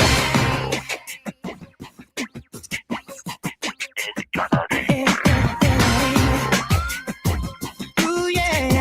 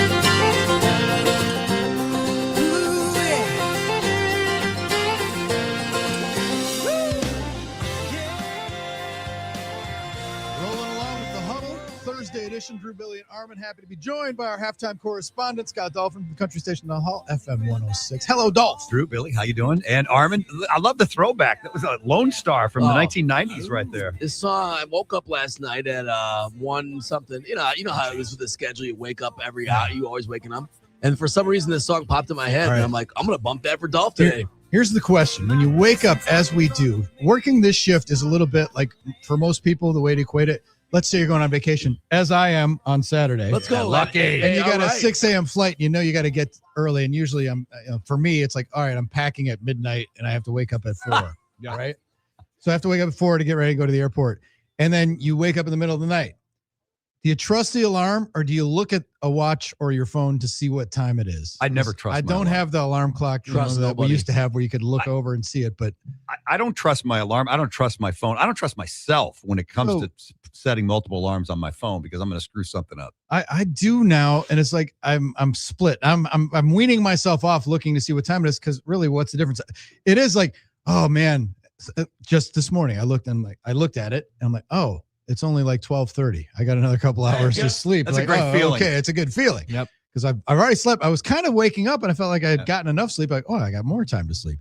But it's a zero-sum thing, because you look at the clock and it's bad news. Or I have 45 minutes till I have to get up. Is it even worth trying to go back to sleep? Yeah, I mean, it's amazing the feeling you get when you're on vacation. Yeah. And you you just sleep till you wake up. Yeah. And you just feel this. The stress is so much lower. You know, you're probably staying up later. You don't have to worry, because it's always in the back of your mind when you work the shift that you guys work in that hour. It's always in the back of your mind. You're on the clock 24 hours a day. 24 hours a day. Unless you are like off, but you're dreaming and you still think you're working. So then you wake up freaking out for a second. Right. I don't know. You like that, Billy? I don't dream about work that much. Maybe I should dream more about work. I envy you. That's one of the advantages. There's several advantages to having a spouse, but that's one of them, that they kind of keep you on a regular schedule. When I worked 1,000 years ago, I did mornings in Madison, and for that year and a half or whatever, we had to have 2 places because my wife had a job this way. So I would wake up in a sheer panic at like 5:30 in the fall in the afternoon, and it looked like the sun was just coming up instead of just going down. Thought you were late. I'd run around, put my pants on, thinking about what bad excuse I was going to give the all-night people that the reason I've slept through my alarm. But then when you don't know AM or PM, you're in the twilight zone. Yeah, spring and fall, that happens. Twilight zone, absolutely. All right, so we just did a segment called "Meanwhile Back Here Among the Tire and Strip Club Ads," and we talked about things that we haven't been talking about. Like the fact that the Bucks are now a week since we heard Taylor Jenkins coming with still no sign of a coach. Yeah. But Dolph, I saved this one for you because I have no FOMO about this, but I am observing with a wry smile from a distance the folks in Pittsburgh wondering if Aaron Rodgers is going to deem to be their quarterback or not, or whether they really want him, and that saga. And you think about it, and we're so far removed from that in these parts because he's been gone for 3 seasons, and we've kind of like blocked out the memory of that shadow. Fully moved on from it, basically. Moved on. But we went through it with Favre. We went through it with Rodgers. And it's like, is Aaron Rodgers going to be the quarterback? What do you think? How do you think this is going to happen? How do you think it's going to play out? I think he's coming back only because Mike Tomlin said he's coming back. Mike, there's no pressure on him to be that stoic guy in front of the press anymore. Oh yeah, he wants to be on Sunday Night Football. Yeah. And he said he thinks he's coming back. So I'll take Coach Tomlin's word for it. What are their options? Are they going to stumble through and then draft a quarterback next year? Are they going to? Is he? If they bring him in, that's I think they could go 500 without him or 500 with him. So I think you're better off ripping the Band-Aid off. Right. Mason Rudolph's still there? Rudolph's still there. Drew Aller they just drafted, and then Will Howard, I think, would ultimately be the starting quarterback this year. And I think their long-term starting quarterback is probably playing college football this year. Yes. Right. So I don't necessarily know that it's the biggest deal if he plays or not. I don't know that they're good enough to compete any more than they have before in the AFC, and I don't know where else they would go. The funny part about this one is, Art Rooney II came out yesterday. He's confident that he's going to be their starting quarterback in 26. But you only put this tender on if you know that and you think that somebody is snooping around. And isn't it interesting that it happens on the same day, almost to the hour, that we find out that Bo Nix needs to have another surgery on that ankle? And that he needs to have another surgery and might have a setback and might be back later than people anticipated. And if there would be any coach that maybe Aaron Rodgers would go play for this year, they don't trust Jarrett Stidham anymore. I don't think anybody would. And I think that there's a reason to think that Aaron would be interested to go somewhere else That'd if be a somebody would have curveball. another opportunity. Now, the other layer of this that adds to the Palace intrigue is the Mike McCarthy factor, because there are those of us who think that Mike McCarthy would probably prefer not to have Aaron Rodgers and put up with all the drama and stuff, and the fingerprints on the knife in his back. Yeah, from the Green Bay days. So take us back to whatever that was. What year was that? 2016, 17? 2018. Was Aaron Rodgers, did he have a good portion of things to do with Coach Mike getting shown the door before the end of the season? I mean, I think the fact that their team was cheeks had a lot more to do with it, but there was plenty around there. There was smoke. Yeah, there was a lot of smoke. There were a lot of unnamed sources that went through. There was the don't be the problem conversation that allegedly did or didn't happen between Mark Murphy and Aaron Rodgers. Yeah. So there was some of it. But like, I think so many of us just thought that they buried the hatchet cleanly during that, closed door janitorial closet meeting before the Packers and Cowboys game a couple of years ago. But listen, those scars might be a little bit deeper than a couple of hours before you play on a 325 window. I assume, sorry, no problem. I always assumed they weren't, though, for some reason. I always thought if you two guys in that job for so long, quarterback of the Packers and head coach, they won a Super Bowl together. They did have a couple of public sideline disagreements, but not many. So I always felt like if there was some real issue, it would have been more exacerbated. Yeah, I think you're right. Although now that Billy brings up the fact that he could go someplace else, like Denver. Well, the idea that he could play in Denver for Sean Payton with a potential Super Bowl roster. That'd be pretty enticing for him. mean, like if I one last go and he's thinking, I can walk off into the sunset like Peyton Manning. 100%. And I think that he was more intrigued last year to go play for the Rams than anybody, because the thought was maybe Stafford ends up going somewhere else for the big payday. Was there. 100%. And I still think he would have live at home. I also think he would have preferred to play for the Vikings last year than play for the Steelers than he ended up doing. So keep your options open. And if you're the first guy that people call during the offseason or during the season, if one of their guys gets hurt or their guy has a setback, that's a good spot to be in if you want the leverage and you want to keep yourself in the news, which he clearly wants to, right? Like, I mean, that's the other part of this that we've all known, the secret that everybody has kind of been talking about, but every time he's in front of the microphone, we'll try to tamp him down. He wants to be a part of the news cycle. He likes this part of how Jerry Jones would say, the NFL needs a little shizzle. Dallas Cowboys are here for some shizzle. Even though he says he wants to, you'll never hear from me again. What did he say, guys? Oh, yeah. Yeah, right. Once he leaves. Armin's going to spend 2 straight days on FlightAware. Oh, yeah, Watching. but those tail signs, he flies so many private tail signs, it's so hard to track him anyway. Okay. He's coming out of Teterboro. He's coming out of every kind of airport. But you Burbank. know what? It's still fun to try. It's still fun to check it out. Can we find that flight, So John Wayne International Airport. Is that still around? But I almost feel for the Steelers fans and the organization, because they went through this last year too. Like he was a late decision. Yeah, I don't feel bad for him. I don't feel bad for a fan base for doing this, because again, they're sitting there watching Will Howard play. But here's the thing: like, but most Steelers fans are cheering against Rodgers' return.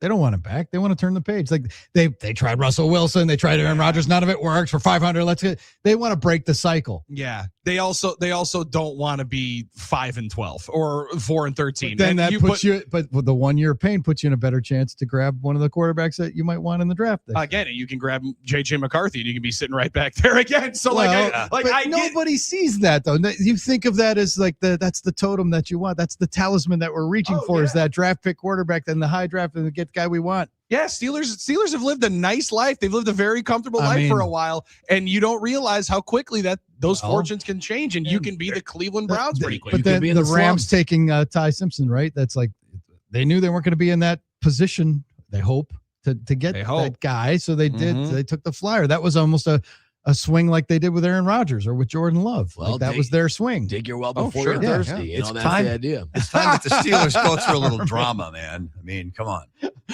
Armin dropping if you know, you know. Well, dig your well before you're thirsty. Well, where'd you get that? It's kind of like the old. It's based on the same theory of, hey, it's the best time to get a quarterback is when you don't need one, right? The Packers have been able to do that. It works if it's the right guy, though.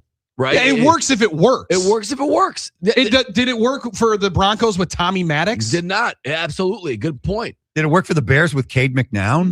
No, I mean, like, work for the Falcons with Michael Penix. We don't know Or yet. did it work for the Bears with Justin Fields or Mitch Trubisky? Keep Or going. The highway Keep is going. littered. What? Well, that's Cordell. the Keep highway is going. littered. Well, but they drafted all kinds of guys. I'm convinced most Steelers fans they don't want to be in the Rodgers business. Been there, done that. What doesn't still, make and you it's partially the scars of Russell Wilson. Sure, yeah. I mean, I don't think, but again, they want the utopia. They want to go and grab Dante Moore. Like, again, that sounds well and good. How many times does that ultimately happen? And how many times are you the Jets where you're drafting another one in 2 years? Yeah. Many more times that's the case. I think you don't want to also be for it. They want to win 10, 11 games. Oh, yeah. That's not going to happen either. So you might as well be interesting. I don't know, man. Every year we say, is this the year the Steelers are going to finally fall off? I don't know. It just seems like they keep making the playoffs every damn year. What is it, 16, 17 years in a row? They haven't had it. They've never had a losing record under Tomlin. They've been to the playoffs, I think, all but 1 year since 17, and they have not gotten out of the first round since 2016. That's a problem. That's rough. Like, but 3 coaches since what, the 1960s until now? That's it. That's incredible. Now, yeah. And I mean, in all reality, Dolph, out of the last 4 coaches, out of the 4 coaches that the Steelers have had during the Super Bowl era, there might have been one before Nolan. I'm going to be wrong on this, but out of the 4 coaches, the only one to have a Super Bowl victory before he became the Steelers coach might be the only one to not win one with the Steelers. They were pretty terrible before Chuck Noll. I know that. Mm-hmm. I mean, they were number one. They took Terry Bradshaw with the top overall. Noel Cowher and Tomlin were all like the youngest coaches in football when they hired him, and then they go with the seasoned vet and the guy that's got a ring in McCarthy. And going to be tough. That could be a problem. Could be rough. All right, so Billy, this right of first refusal tender that they gave Rodgers protection in case he goes and answers a call from somebody, Unless he goes to then they the get Broncos a or comp something, pick, yeah. right? Which they say rarely used. It was used twice last year, and both guys went and signed with different teams. J.K. Dobbins and Elijah Moore. Now, not the same guys, but maybe caliber. Last year, Rodgers signed with the Steelers on June 7th, coincidentally, after OTAs and right before minicamp. So that's what that's probably what you're going to see this year That's too. the schedule probably again, which means they have another 5 weeks of twisting. Well, and that's where again, like, I don't know. We all look at it as they're being held hostage. They don't know. Behind closed doors, in all reality, do they really need him want these reps here, or would Mike McCarthy prefer for all the OTAs, all the offseason workouts to be working with the young quarterback? Let them go and have the full runway, and then we can get to real business once mini camps and mandatory stuff. If what you just said happens and he goes to Denver or someplace else, who else is out there right now on the free agent quarterback market that the Steelers could snatch up last minute? Anybody? Not really much. No, again, I think they would Russell's talking to the Jets about being a backup. Yeah, I think they'd go with Will Howard. This is a dude that won a national title a couple of years ago and was in their building a year ago, and they've also started the likes of Mason Rudolph and Duck Hodges over the last numbers of years. A Duck Hodges sighting. He's available. Yeah, there you go. Is Duck? Are they married? He and Lainey Wilson, I know, were engaged. I don't know if they're married yet. I believe they got married here. You want to talk hillbilly 1A? That's Duck Hodges. Oh, for sure. When you have that kind of a name, that's a phenomenal one. Wait, Declan is his first name. Declan Hodges. You mean he wasn't named Duck out of the womb? I'm shocked. He should have been. You mean there's another player not using his name? I remember he took the media world by storm still engaged when he was in Pittsburgh. Devlin, Duck Hodges, and Laney Wilson still engaged. Okay. Since 2021. I watched the Laney Wilson Netflix special over the weekend, and Duck is on there a Pretty lot. prominently? Pretty prominently, yeah, when he's not duck hunting. All right. Billy, Laney Wilson's a winner right the, there. The Delta Pledge class is Taylor Heineke, Cooper Rush, Josh Dobbs, Joe Flacco, Brett Rippon, Skylar Thompson, big name. Oh yeah, that's a winning list right there. Yeah, that's a winning list right there. Again, if I'm Aaron, I would definitely keep my options on. That's I'd keep my phone on. That's the old that's the couch in Animal House. Muhammad, Jugdish, Sydney, and Clayton. Give me a call. Great. That's it. Funny. That's what we're looking at. Dolph, thank you for hanging out. All right, Appreciate you. All right, 877-794-1973. Hunter Baumgart joins us live at 7:25. It's the Huddle, Fox Sports Radio, Wisconsin. Farrah Fawcett hairdo days, bell bottoms and 8-track tapes. And looking back now, I can see me. Oh man, did I look cheesy. I wouldn't trade those days for nothing. I know it was 1970 something.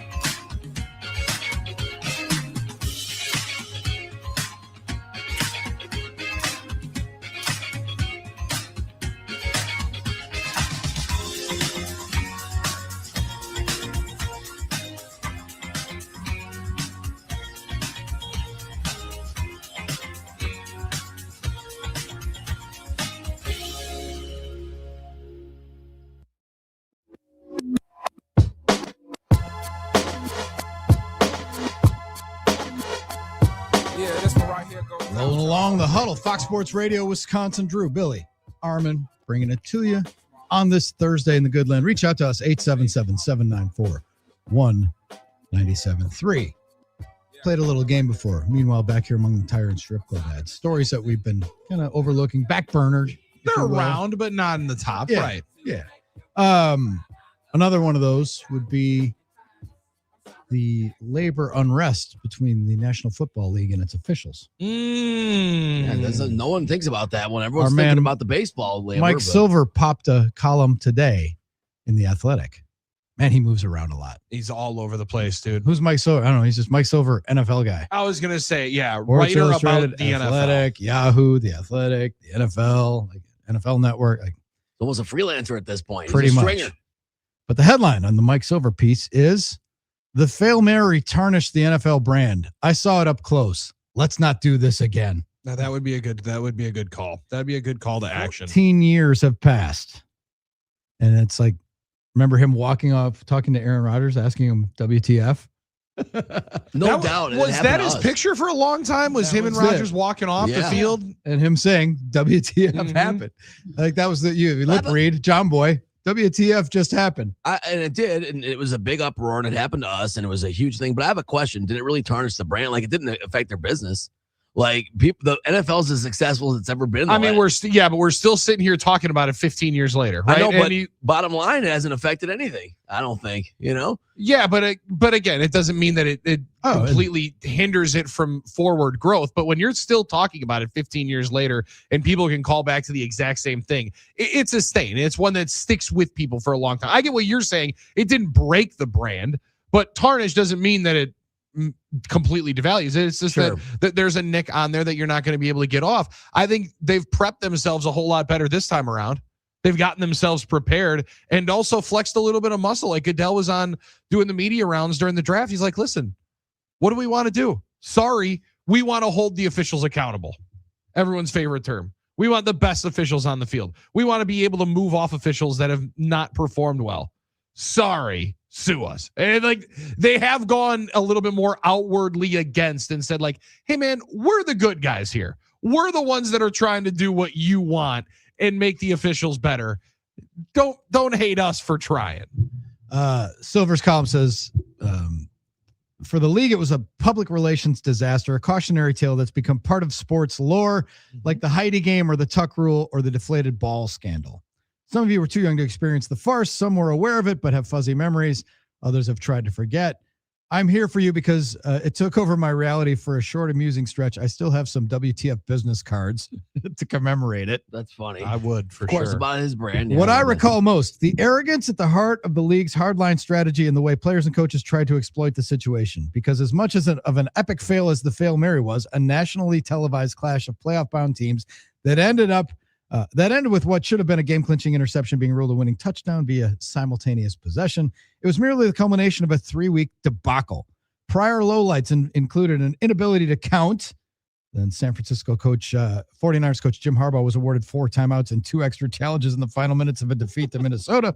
An ardently gesturing player, Arizona Cardinals linebacker Sam Acho, goading an official into an intentional grounding call, and a game-winning Justin Tucker field goal on Sunday Night Football that may or may not have actually sailed through the uprights. Oh, it was bad.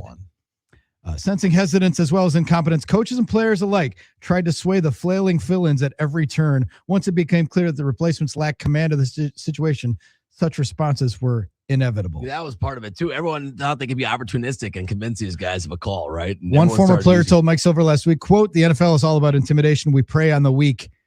And these sense the weakness. And these bleeps are the weak, the replacement referees.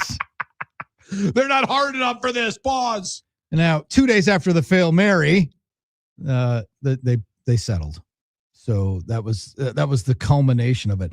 So, according to Silver, the following Sunday at Lambeau Field, I was standing on the Packers sideline when the newly reinstated officials emerged from the tunnel during pregame warmups. I'll never forget the warm, loud ovation they received and the bemused looks on their faces as they half waved to the crowd. Yeah, well, and that was the thing. They had all the leverage because the NFL didn't necessarily prep for it, didn't think that it was going to be a problem. And then lo and behold, it ended up being the fact that they became the guys that returned ended up being the biggest stars. On that day, and some will remember this, After dubiously ruling that Saints kick returner Darren Sproles had been down by contact, negating an apparent Packers fumble recovery in New Orleans territory with 7 minutes left, the honeymoon ended with a thud, and within seconds, the chant broke out, refs still suck. The refs still suck. It's genius. That's the other thing that's instructive is fans still complain about the refs every week anyway.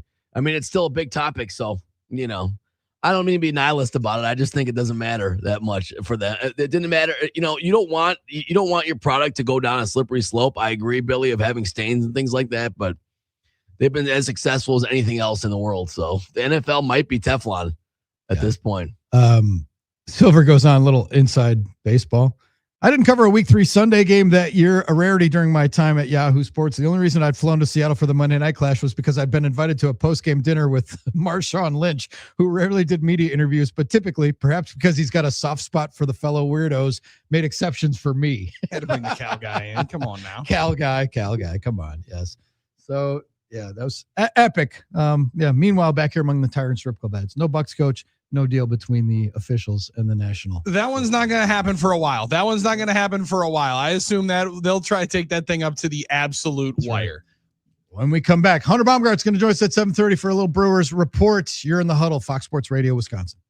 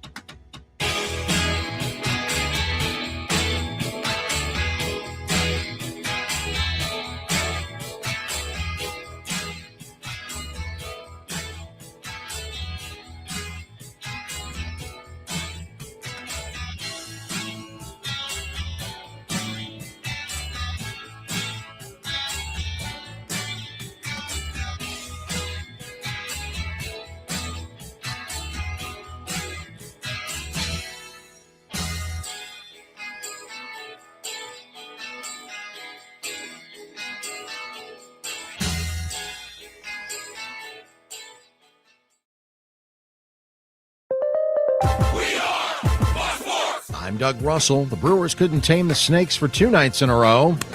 And Corbin gets a hold of one. This one's on its way. It's a Diamondback power display in Milwaukee, and that is way out of here. 430 feet. The fourth for Corbin Carroll, and make it 6-2. Diamondbacks TV with the call. Arizona wins 6-2. That's the final score. The series finale is this afternoon starting at 12:40. Brandon Woodruff pitches against Mike Soroka. Today is the Badgers' last spring football practice. After today, they'll next convene in a practice setting in early August in Platteville. NBA playoffs action last night in Cleveland. The Cavaliers beat the Raptors 125-120. The Cavs up 3-2 in the series. The Pistons stay alive. They beat the Magic 116-109. Orlando still up 3-2 in the series. The Rockets stay alive. They beat the Lakers 99-93. The final hour of the Huddle starts now. I'm Doug Russell on Fox Sports Radio, Wisconsin. Good morning, Wisconsin, and welcome to the Huddle. I'm all for someone huddling if you have something to say. It's time to wake up and talk about the teams you love. Everybody wake up! Everybody wake with the guys you love. It's just about getting the group together. I need you. You need me today. Let's keep touching each other. Let's make sure we feel each other.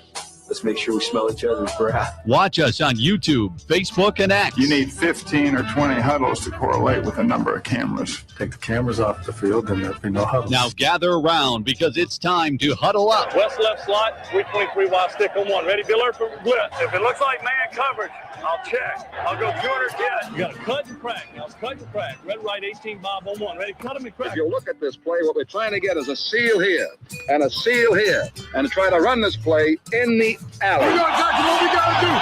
All right, that's all the good boy got to do. Let's go out and kick the tape. All right? Hey, yo. 1, 2, 3. Keep doing what you're doing. Sit our guys after and make the play. Be right, all the way outside. Wide, left, fake, 396 bag, B hand, C puck. Is that long enough for you? I want you to be proud of your profession. It's a great profession. Go out there and play this ball game like I know you can play it. With Drew Olson, Mythical, legendary figure. Bill Schmid, Oh, my God. This man's been out all night. and Armin Sarian. This is it. Don't get scared now. Sanchez, we ready? Fox Sports Radio Wisconsin is on the air. Dominating a Thursday in the good land, the Huddle. Drew, Billy, and Armin bringing it to you. Fox Sports Radio, Wisconsin, 920 Milwaukee, 1070 Madison. You can reach us, 877-794-1973, or comment on the YouTube stream. And we're also on X and Facebook. Having some fun, cleaning up the dust bunnies under the mattress, under the bed. That one, yes. Yeah. That's a good way of putting it, back, Drew. meanwhile, back here among the tire and strip club ads, we're talking about, because it's a slow time in sports. We're post-draft.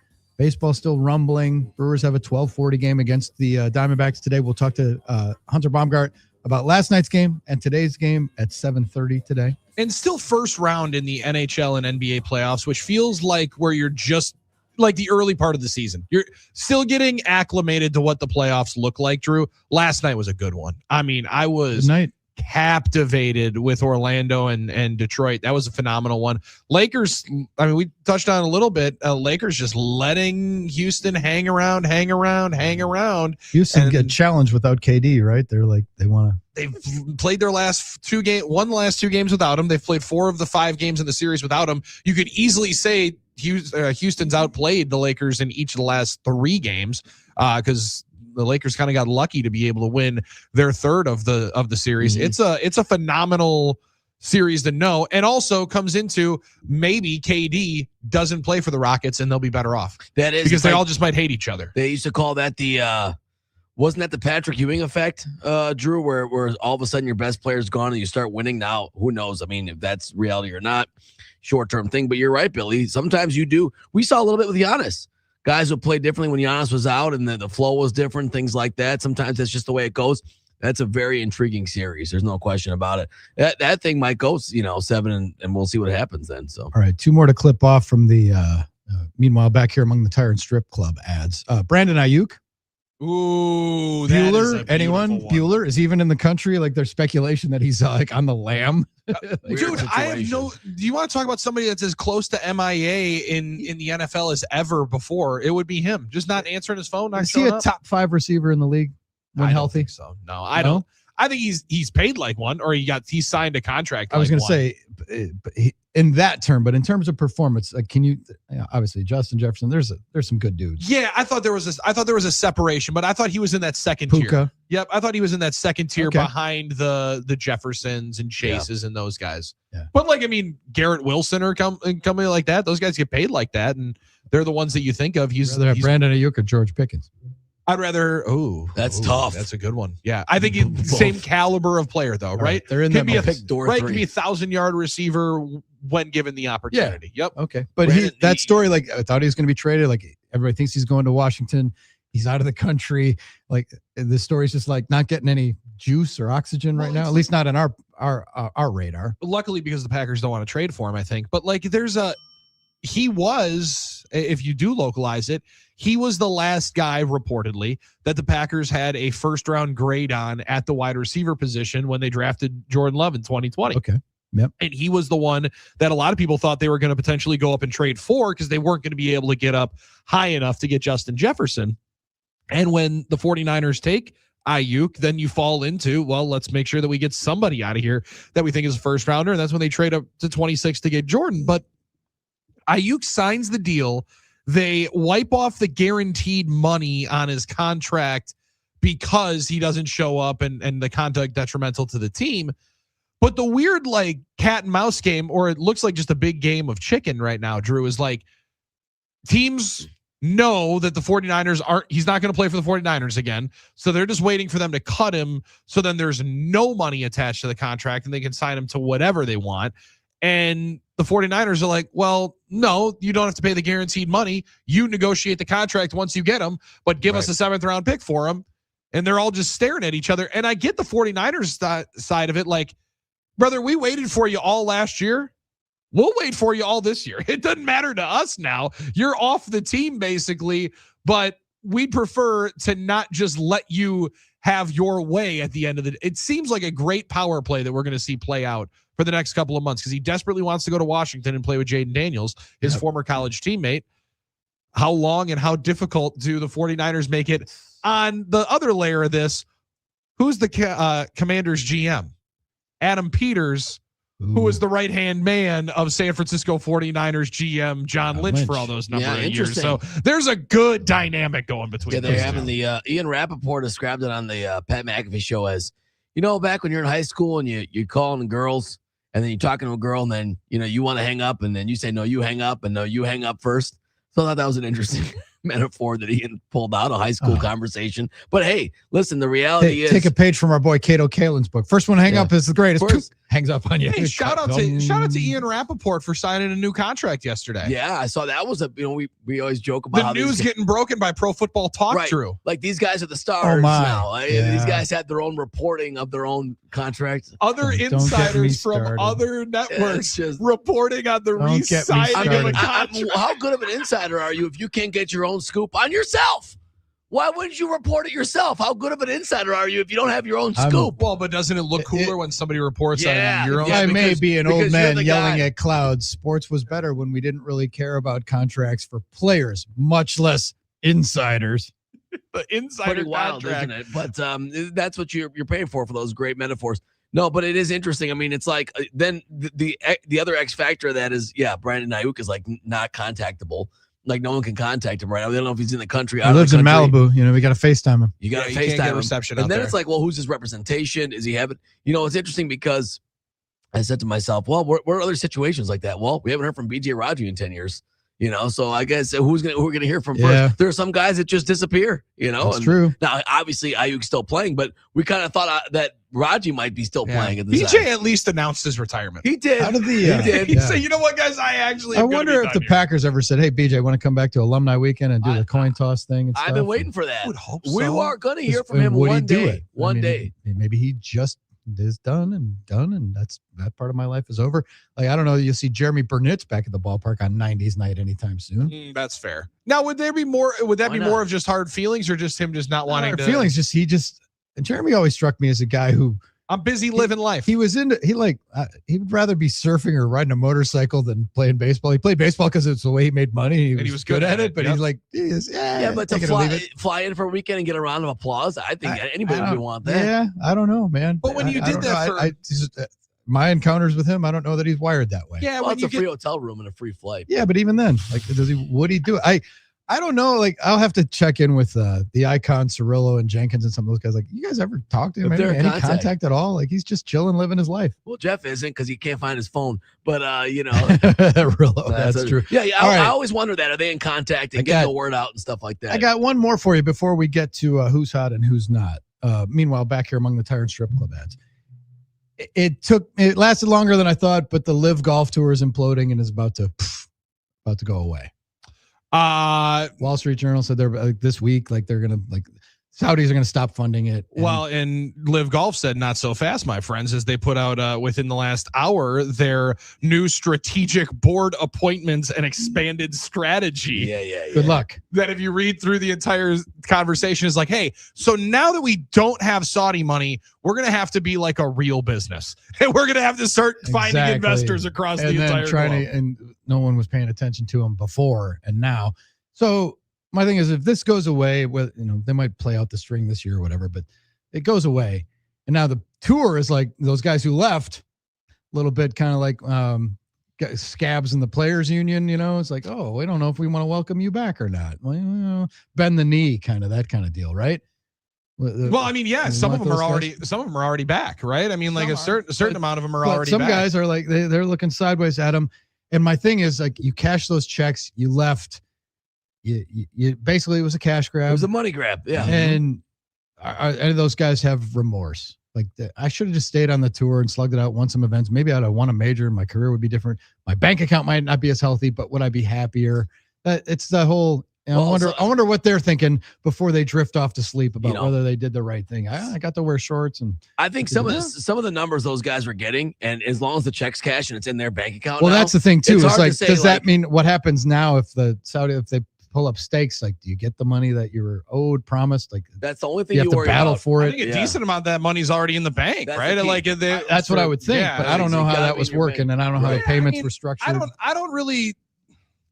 I struggle trying to forecast what people's happiness is, right? Point. Because like whatever we conceive is what you wanted your career to be is never the same. Like Dustin Johnson, his wife Paulina Gretzky, her dad played for how many different teams? Oh, that's a good question. 4 is but everybody says he was happier when he was in Edmonton. Why do you say that? Because you believe he was? Because that's what you thought made him happy? Like, there's always these thoughts of what we believe is more fulfilling or better for somebody else's career. Like, I mean, again, maybe I am shallow about it. Like, if I had that kind of money in my pocket, I really wouldn't care about what the folks would look at me. That's a fair analysis. John Rahm's got 500 million reasons not to worry. Yeah, and John Rahm also, like, he can walk in and say, like, I know that I won enough tour. I won a couple of majors here before, and I'll find a way to win one again. Or there's certain guys that, like you mentioned with Burnitz, that probably played golf for so long, found a great way to cash out some money, and then now they can enjoy the rest of their lives. I think that's and go and play the game that they love. But there's carefree. The legacy part of it, though, like Koepka, like where he was and now where he is, and like, but to that point, does he care about legacy the way we think maybe some people should? I think a lot of golf fans think about that because they love golf. I've never ever Brooks been Koepka sure. was always the guy that didn't really love golf. So why does he care about his golf legacy? He might not. I mean, I'm sure he's happy to be successful in it. Maybe he enjoys playing it, but maybe for him, it's as important to be able to say, all right, I have enough money for 3 more generations than I do. Then someone's going to tell me, what did Mike Tyson say? There's no such thing as legacy. That poor young girl. What about your legacy? There's no legacy. We're all going to die. So I think, Billy, you make a really good point because I think we all come at it with a different worldview. And there are some people that say, well, money's not everything. Like, I believe that too. But like, people say money's not everything. You were already rich. But someone might, you know what? You might think they were rich enough, but maybe they have different goals or dreams, or maybe they had different finances than you realized. Again, at a certain point, did I waste my most competitive years playing 54 holes and not, did I, Yeah, but that might have been the most they ever make playing. I struggle to say that I wasted it when I made way more money than everybody else did. But to your point, Drew, that's the thing. Some people dream of winning Masters, and then that's a chance you had. So that's the thing. Maybe like, some people did. Did I do the right thing? Is the money a consolation? For us, it is a no-brainer, take the cash. But when you look back at your career, what regrets do you Right. have? It's an individual question. I think everyone, to your point, Billy, I think that's a question that only every individual can answer for themselves, not somebody else. I also think like this is the tough part about it. And there's a lot of hardo golf guys that want it Smith and that will guys go like again to of like, well, your goal should have been to win the John Deere. Mm-hmm. Or my goal was to play professional golf and I got to do it and I got to work one day less. Yes. Right. Like, I mean, like, and you mentioned a number of guys that are international. Maybe their dream wasn't to play TPC Minneapolis, right? Like as much as these are all the great courses that we think of in like the American tour that the PGA tour is, there are international players on that, they probably appreciated and it meant more to them. We talk about it with the WBC. Like I thought it was very unfair night in and night out to be asking Salvador Perez or anybody else on Team Venezuela. So would you prefer to do this, win the World Series? Because, by the way, the team that you say about the World Series, they're paying you 9 figures. They're paying you an exuberant amount of money. But these are the people that you grew up with in your country, the one that you'll represent. Which one means more to you right in this exact moment? It's difficult for us always to show and understand how much more impactful it is to play outside of the United States because we're only American. Yeah, and there are some guys, too. We think so much of the best players. But the reality is a lot of the tour or a lot of some of the guys that live were made up of guys that weren't going to make money anywhere else. Bad players. Here's the analogy, though. If you look at soccer, guys that are stars in Europe, they get to the tail end, they come to America, cash in, and right into the sunset. Like Messi, right? Beckham, those guys. Yeah. But what if they had done that? How many of those guys would leave, Real Madrid or Liverpool to come and play for the Columbus Crew and take the money at the peak of their careers? Before they've written their story over in Europe and, in the Premier League or whatever league they're in, and then they take the cash. It's different. Those guys, kind of like David Beckham. At the end of your career, that's great. You get to squeeze out some money. You're still good enough to be elite against the competition, and it's conquering another and it doesn't market. Change what they can do for their international team, their national team. The national team. But guys at the peak of their power, you don't see guys leaving the Real Madrids or the FC Barcelona. They just don't. Yeah, Beckham's the only one that I can think of when he left in 07. But I mean, I also don't necessarily know that I follow it. Beckham, well, he was kind of like on a tail end, the middle too. of his career. Yeah, the tail end. He was entering the twilight, right? Mm-hmm. So he's closer to his. So I mean, but again, like how many of these guys were closer to the end? Like was Dustin Johnson right in the middle of his competitive window, or like the the Koepkas and the Brysons and like some of those guys that bailed were guys that were the going because they were like the meat of their careers. I don't know, but look at Koepka. He was coming off like 2 or 3 back surgeries and hadn't won a major in like 5 or 6 years. DeChambeau would be the other one, but DeChambeau, you could argue, has gone over there and made more money doing his YouTube thing and all of his other stuff. Yeah, that he's Smith, more of a fan of it. So I'm just saying, like we haven't seen this where an upstart poached. Like the big in the guys in their prime. How many people that left and went to the USFL that's regretted that one to start their career? Like a Jim Kelly, did he regret his career starting Reggie there? White, Reggie White, did he regret starting his career there right out of the gate? Doug Flutie. It's a great question. That's the one I was going to think of. But I think they knew the NFL was always back in their back burner they could go to in a couple of years. Yeah. And again, look at these guys. They also knew that the PGA Tour would still be sitting there probably at the end of it saying, all right, pay us a small penance, pay us a little bit of a fee, and you can get back in because we need you on the marquee. So to that point, maybe the legacy stuff is a little bit overstated. But as you know, and as you I think mentioned, Billy, the one sport where these guys are hardos about it is golf. About like the legacy and this much and what you did to disrespect us. I mean, people are weird in golf. I always thought. Oh, for sure. So that's the one sport they where won't go and play one of the tournaments at a golf course because the other tournament already played there. Well, it just listen, those golf guys, they enforce these weird rules all the time when it doesn't. So they call in watching on their couches to call into the tournament to enforce a rule they saw on TV. It's an odd thing.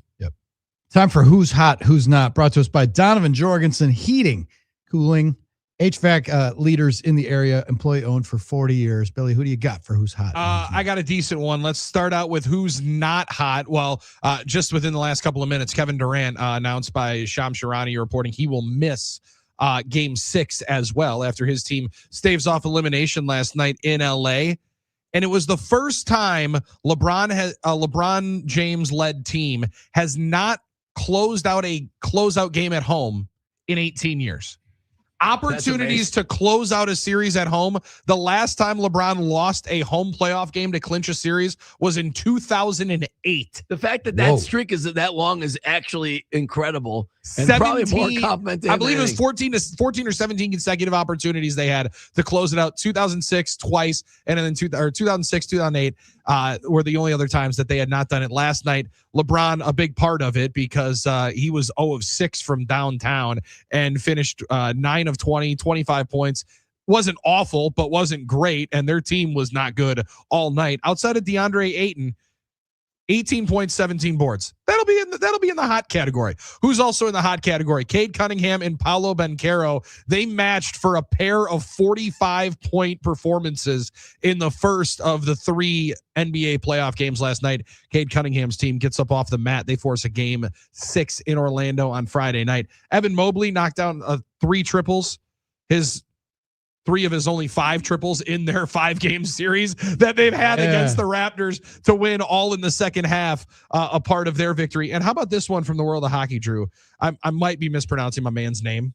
Dan Vladar, the goaltender last night for just a ridiculous output as – I mean, they say standing on your head when you pitch a shutout in a closeout game in the NHL. And for the Philadelphia Flyers to roll through and be victorious, 42 saves against 42 shots last night for Lauder. That was a hell of a performance in overtime as they shut out the Penguins and kept the Flyers flying on to the second round where they'll take on the notoriously cheap Carolina Hurricanes. Impressive. And even the Carolina Hurricanes, or the Portland Trailblazers, as much as they like saving money, you know where they would go for their HVAC issues? Donovan Jorgensen. They would go to the HVAC experts because they know they're going to save some money and it's going to be done right.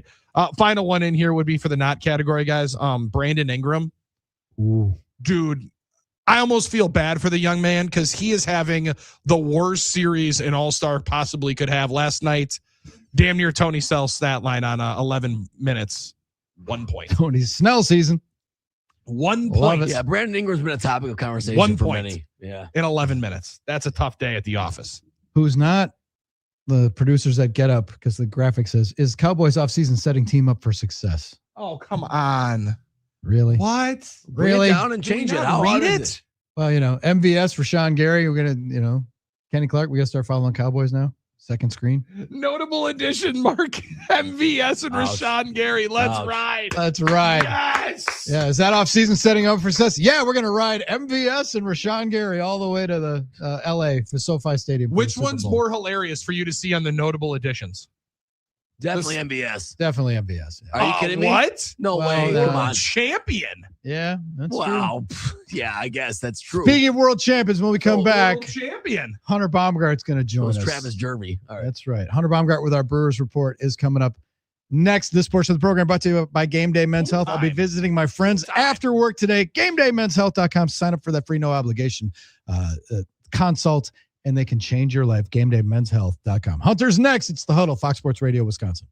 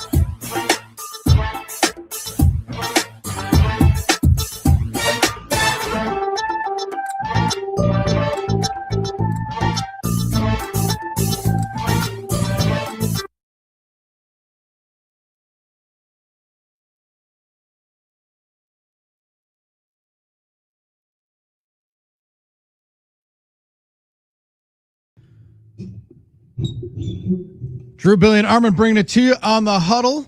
Fox Sports Radio, Wisconsin. Happy to be joined by our pal, Hunter Baumgart. Time for his Brewers Report, brought to us by Import Minded, South 27th Street. Hunter, good morning. Thanks for hanging out. Yeah, thank you guys. Good morning. How is everybody over there? Well, doing better than the Brewers bullpen on the health front here, Hunter. Like the Angel Zerpa news yesterday, I don't know that it came to any massive surprise. If you've watched how he's performed as of late, maybe you had an eye up that there would be something, but the amount of leverage arms that you continually lose and then lose a game last night, tough one to compound for that bullpen. It really is. Yeah, Anel Serpa had given up a run in 6 of his last 8 outings. So obviously there was results weren't where he wanted them to be, weren't where they were in the WBC, weren't where they were to begin the season. So obviously that makes you think a little bit. However, Pat Murphy said yesterday this wasn't something that was lingering. He said it's something that actually popped up in his last outing against the Pirates, where he was pitching in that 10th inning, and unfortunately, I think that was the Saturday night game. Yeah, and he was pitching in the 10th inning, and William Contreras kind of looked over to the dugouts like, oh, something doesn't look right here. The velocity wasn't way down, but it was down a tick or two. And then he gave up. He had to walk. He faced 4 batters. They got him out of there. Grant Anderson comes in. And, after that, they looked at him, and left forearm tightness is the official diagnosis as of now, but they're doing additional testing, and from the sounds of it does not sound. I mean, Pat Murphy said, his quote was, "It doesn't, I don't think he'll be back anytime soon, and this could be something serious, and it's highly concerning." And whenever you hear forearm tightness, that is always something that kind of makes you not love to hear that when it comes to a pitcher. So we'll see what the diagnosis is and how long he is indeed out. But as much as his results weren't necessarily getting it done, the overall, what they invested to get him, right? Giving up Isaac Collins and Nick Mears. And this is a guy who they expected to be a big part of that bullpen. They're, one of their lefty leverage relievers throughout the season. And so as Pat Murphy called it yesterday, it's a big blow to the bullpen. Yeah, Hunter, they're going to play the blame game in the World Baseball Classic. We talked about it a little bit earlier, but Zerpa's coming off a season when he threw a career high 67 games. That, miles on the tires. Maybe the World Baseball Classic was the last straw, but the die has been cast. And we were talking earlier about another forgotten man, Jared Koenig, who pitched every day for the Brewers last year. Well, not every day, but like 72 games. Yeah, totally. I mean, and he, of course, is on the IL as well. So you wonder if those two are kind of paying for what they did last year. And obviously, yeah, people are going to blame, he pitched in the WBC, and Pat Murphy was asked that yesterday. And he's like, you can't blame it on the WBC. He's like, I understand why people would allude to it. But there's also other pitchers, like a Jared Koenig, who is on the IL, who didn't pitch in the WBC. So it's, it is tough when you have a couple of your WBC guys hurt in the first month of the season in Churio and Serpa. I mean, when you kind of look at the evidence there and you say, okay, maybe there is something to that. And I know they've talked about moving it to the middle of the season, WBC or whatnot, but either way, it may be a factor. It may not be. Like you said, the 67 games last year may be a factor. Either way, it is tough news for the bullpen. It's another lefty that is out, as you mentioned, and now you have a couple of rookie lefties that are 2 of your 4 lefties in the bullpen, and that is, Brian Fitzpatrick now, who came up last night, and Shane Drowan. So you're relying on some very young pitchers out there. I mean, Drowan has been around a while, but he's not had the major league experience, obviously, that some other guys have. And then obviously Fitzpatrick made his debut last night. So you're going to be relying on some young lefties in that bullpen to carry you. Hunter Baumgart joining us. His appearance is brought to us by Import Minded, your trusted choice for exceptional vehicle care on South 27th Street, just north of 894. And Hunter's also giving us the injury report brought to us by Orthopedic Associates of Wisconsin, orthowisconsin.com, Orthopedic Associates of Wisconsin. There is a difference. We'll get to Churio and Vaughn and their and Priester in that update momentarily, but I want to spin back to Brian Fitzpatrick, because that's one of the things where, as a reporter, you get calloused, you get hardened, you get jaded, and you don't care if they win or lose. You just want good quotes and to go about your night. But the Brian Fitzpatrick thing, it looks like you guys had a good time talking to him, and seems like a good dude, and it was a good story that he got thrown in the fire and pitched well. But it would have been better if they had won the game. It would have been a better circumstance for him to talk about and to be happy with his debut. He probably had to tamp it down a little bit, but he got to talk to his family afterwards, and he had a successful MLB debut.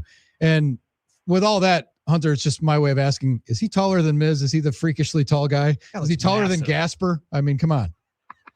Wow.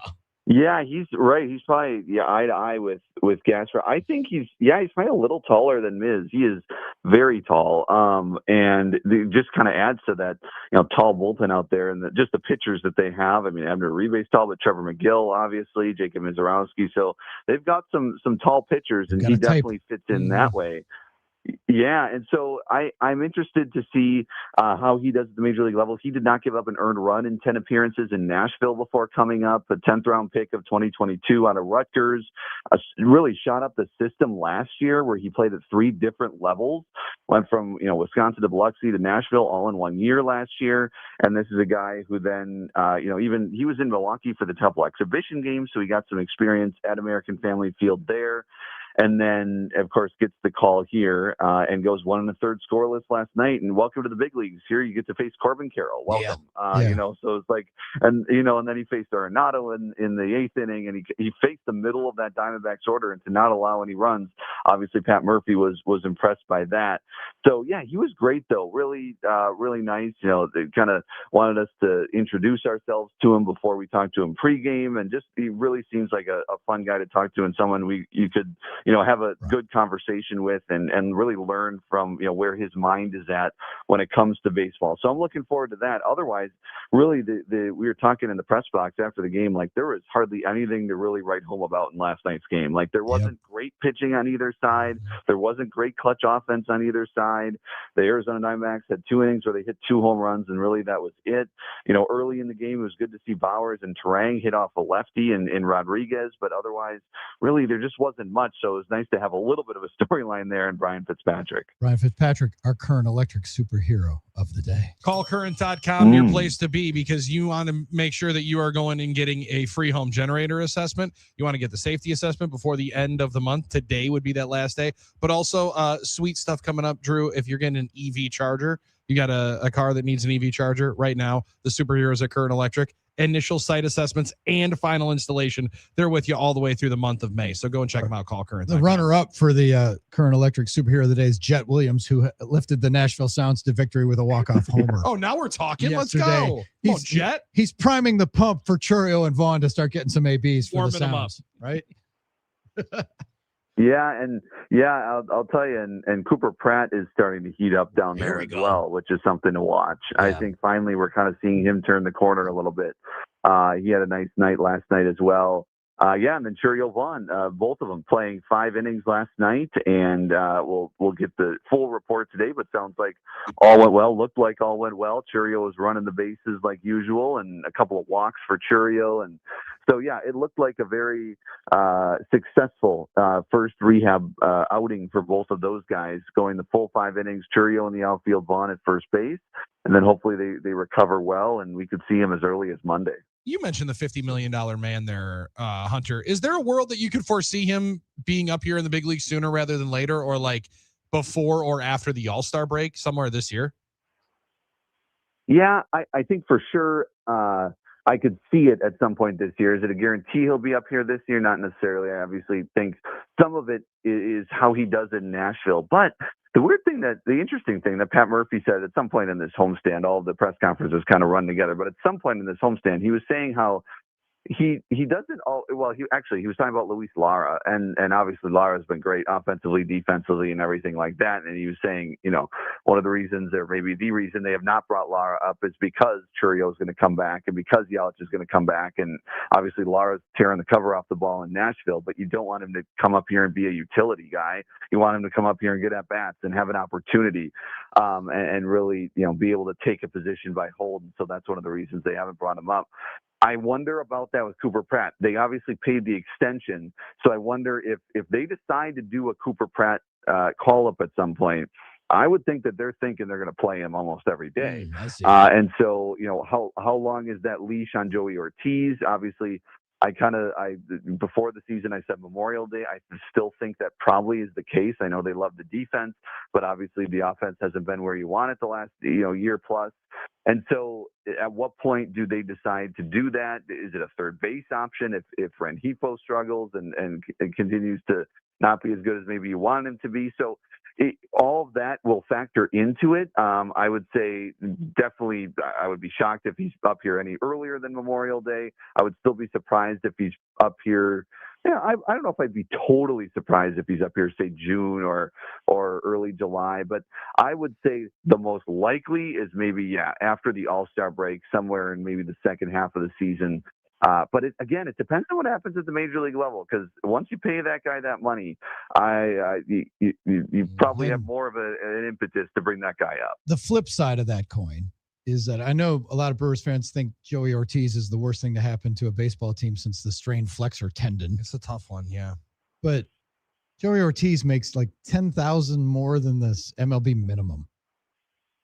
Yeah, he makes like $790,000. Oh, he's a cheaper he's option. So plays like it too. If he was making a big cash, if he was making $5-7 million, he'd really be getting buried. But in my mind, it's like, well, get what you pay for. You got a shortstop who's making minimum salary. Oh, sure. Who's not like a rising, Cooper Pratt type prospect.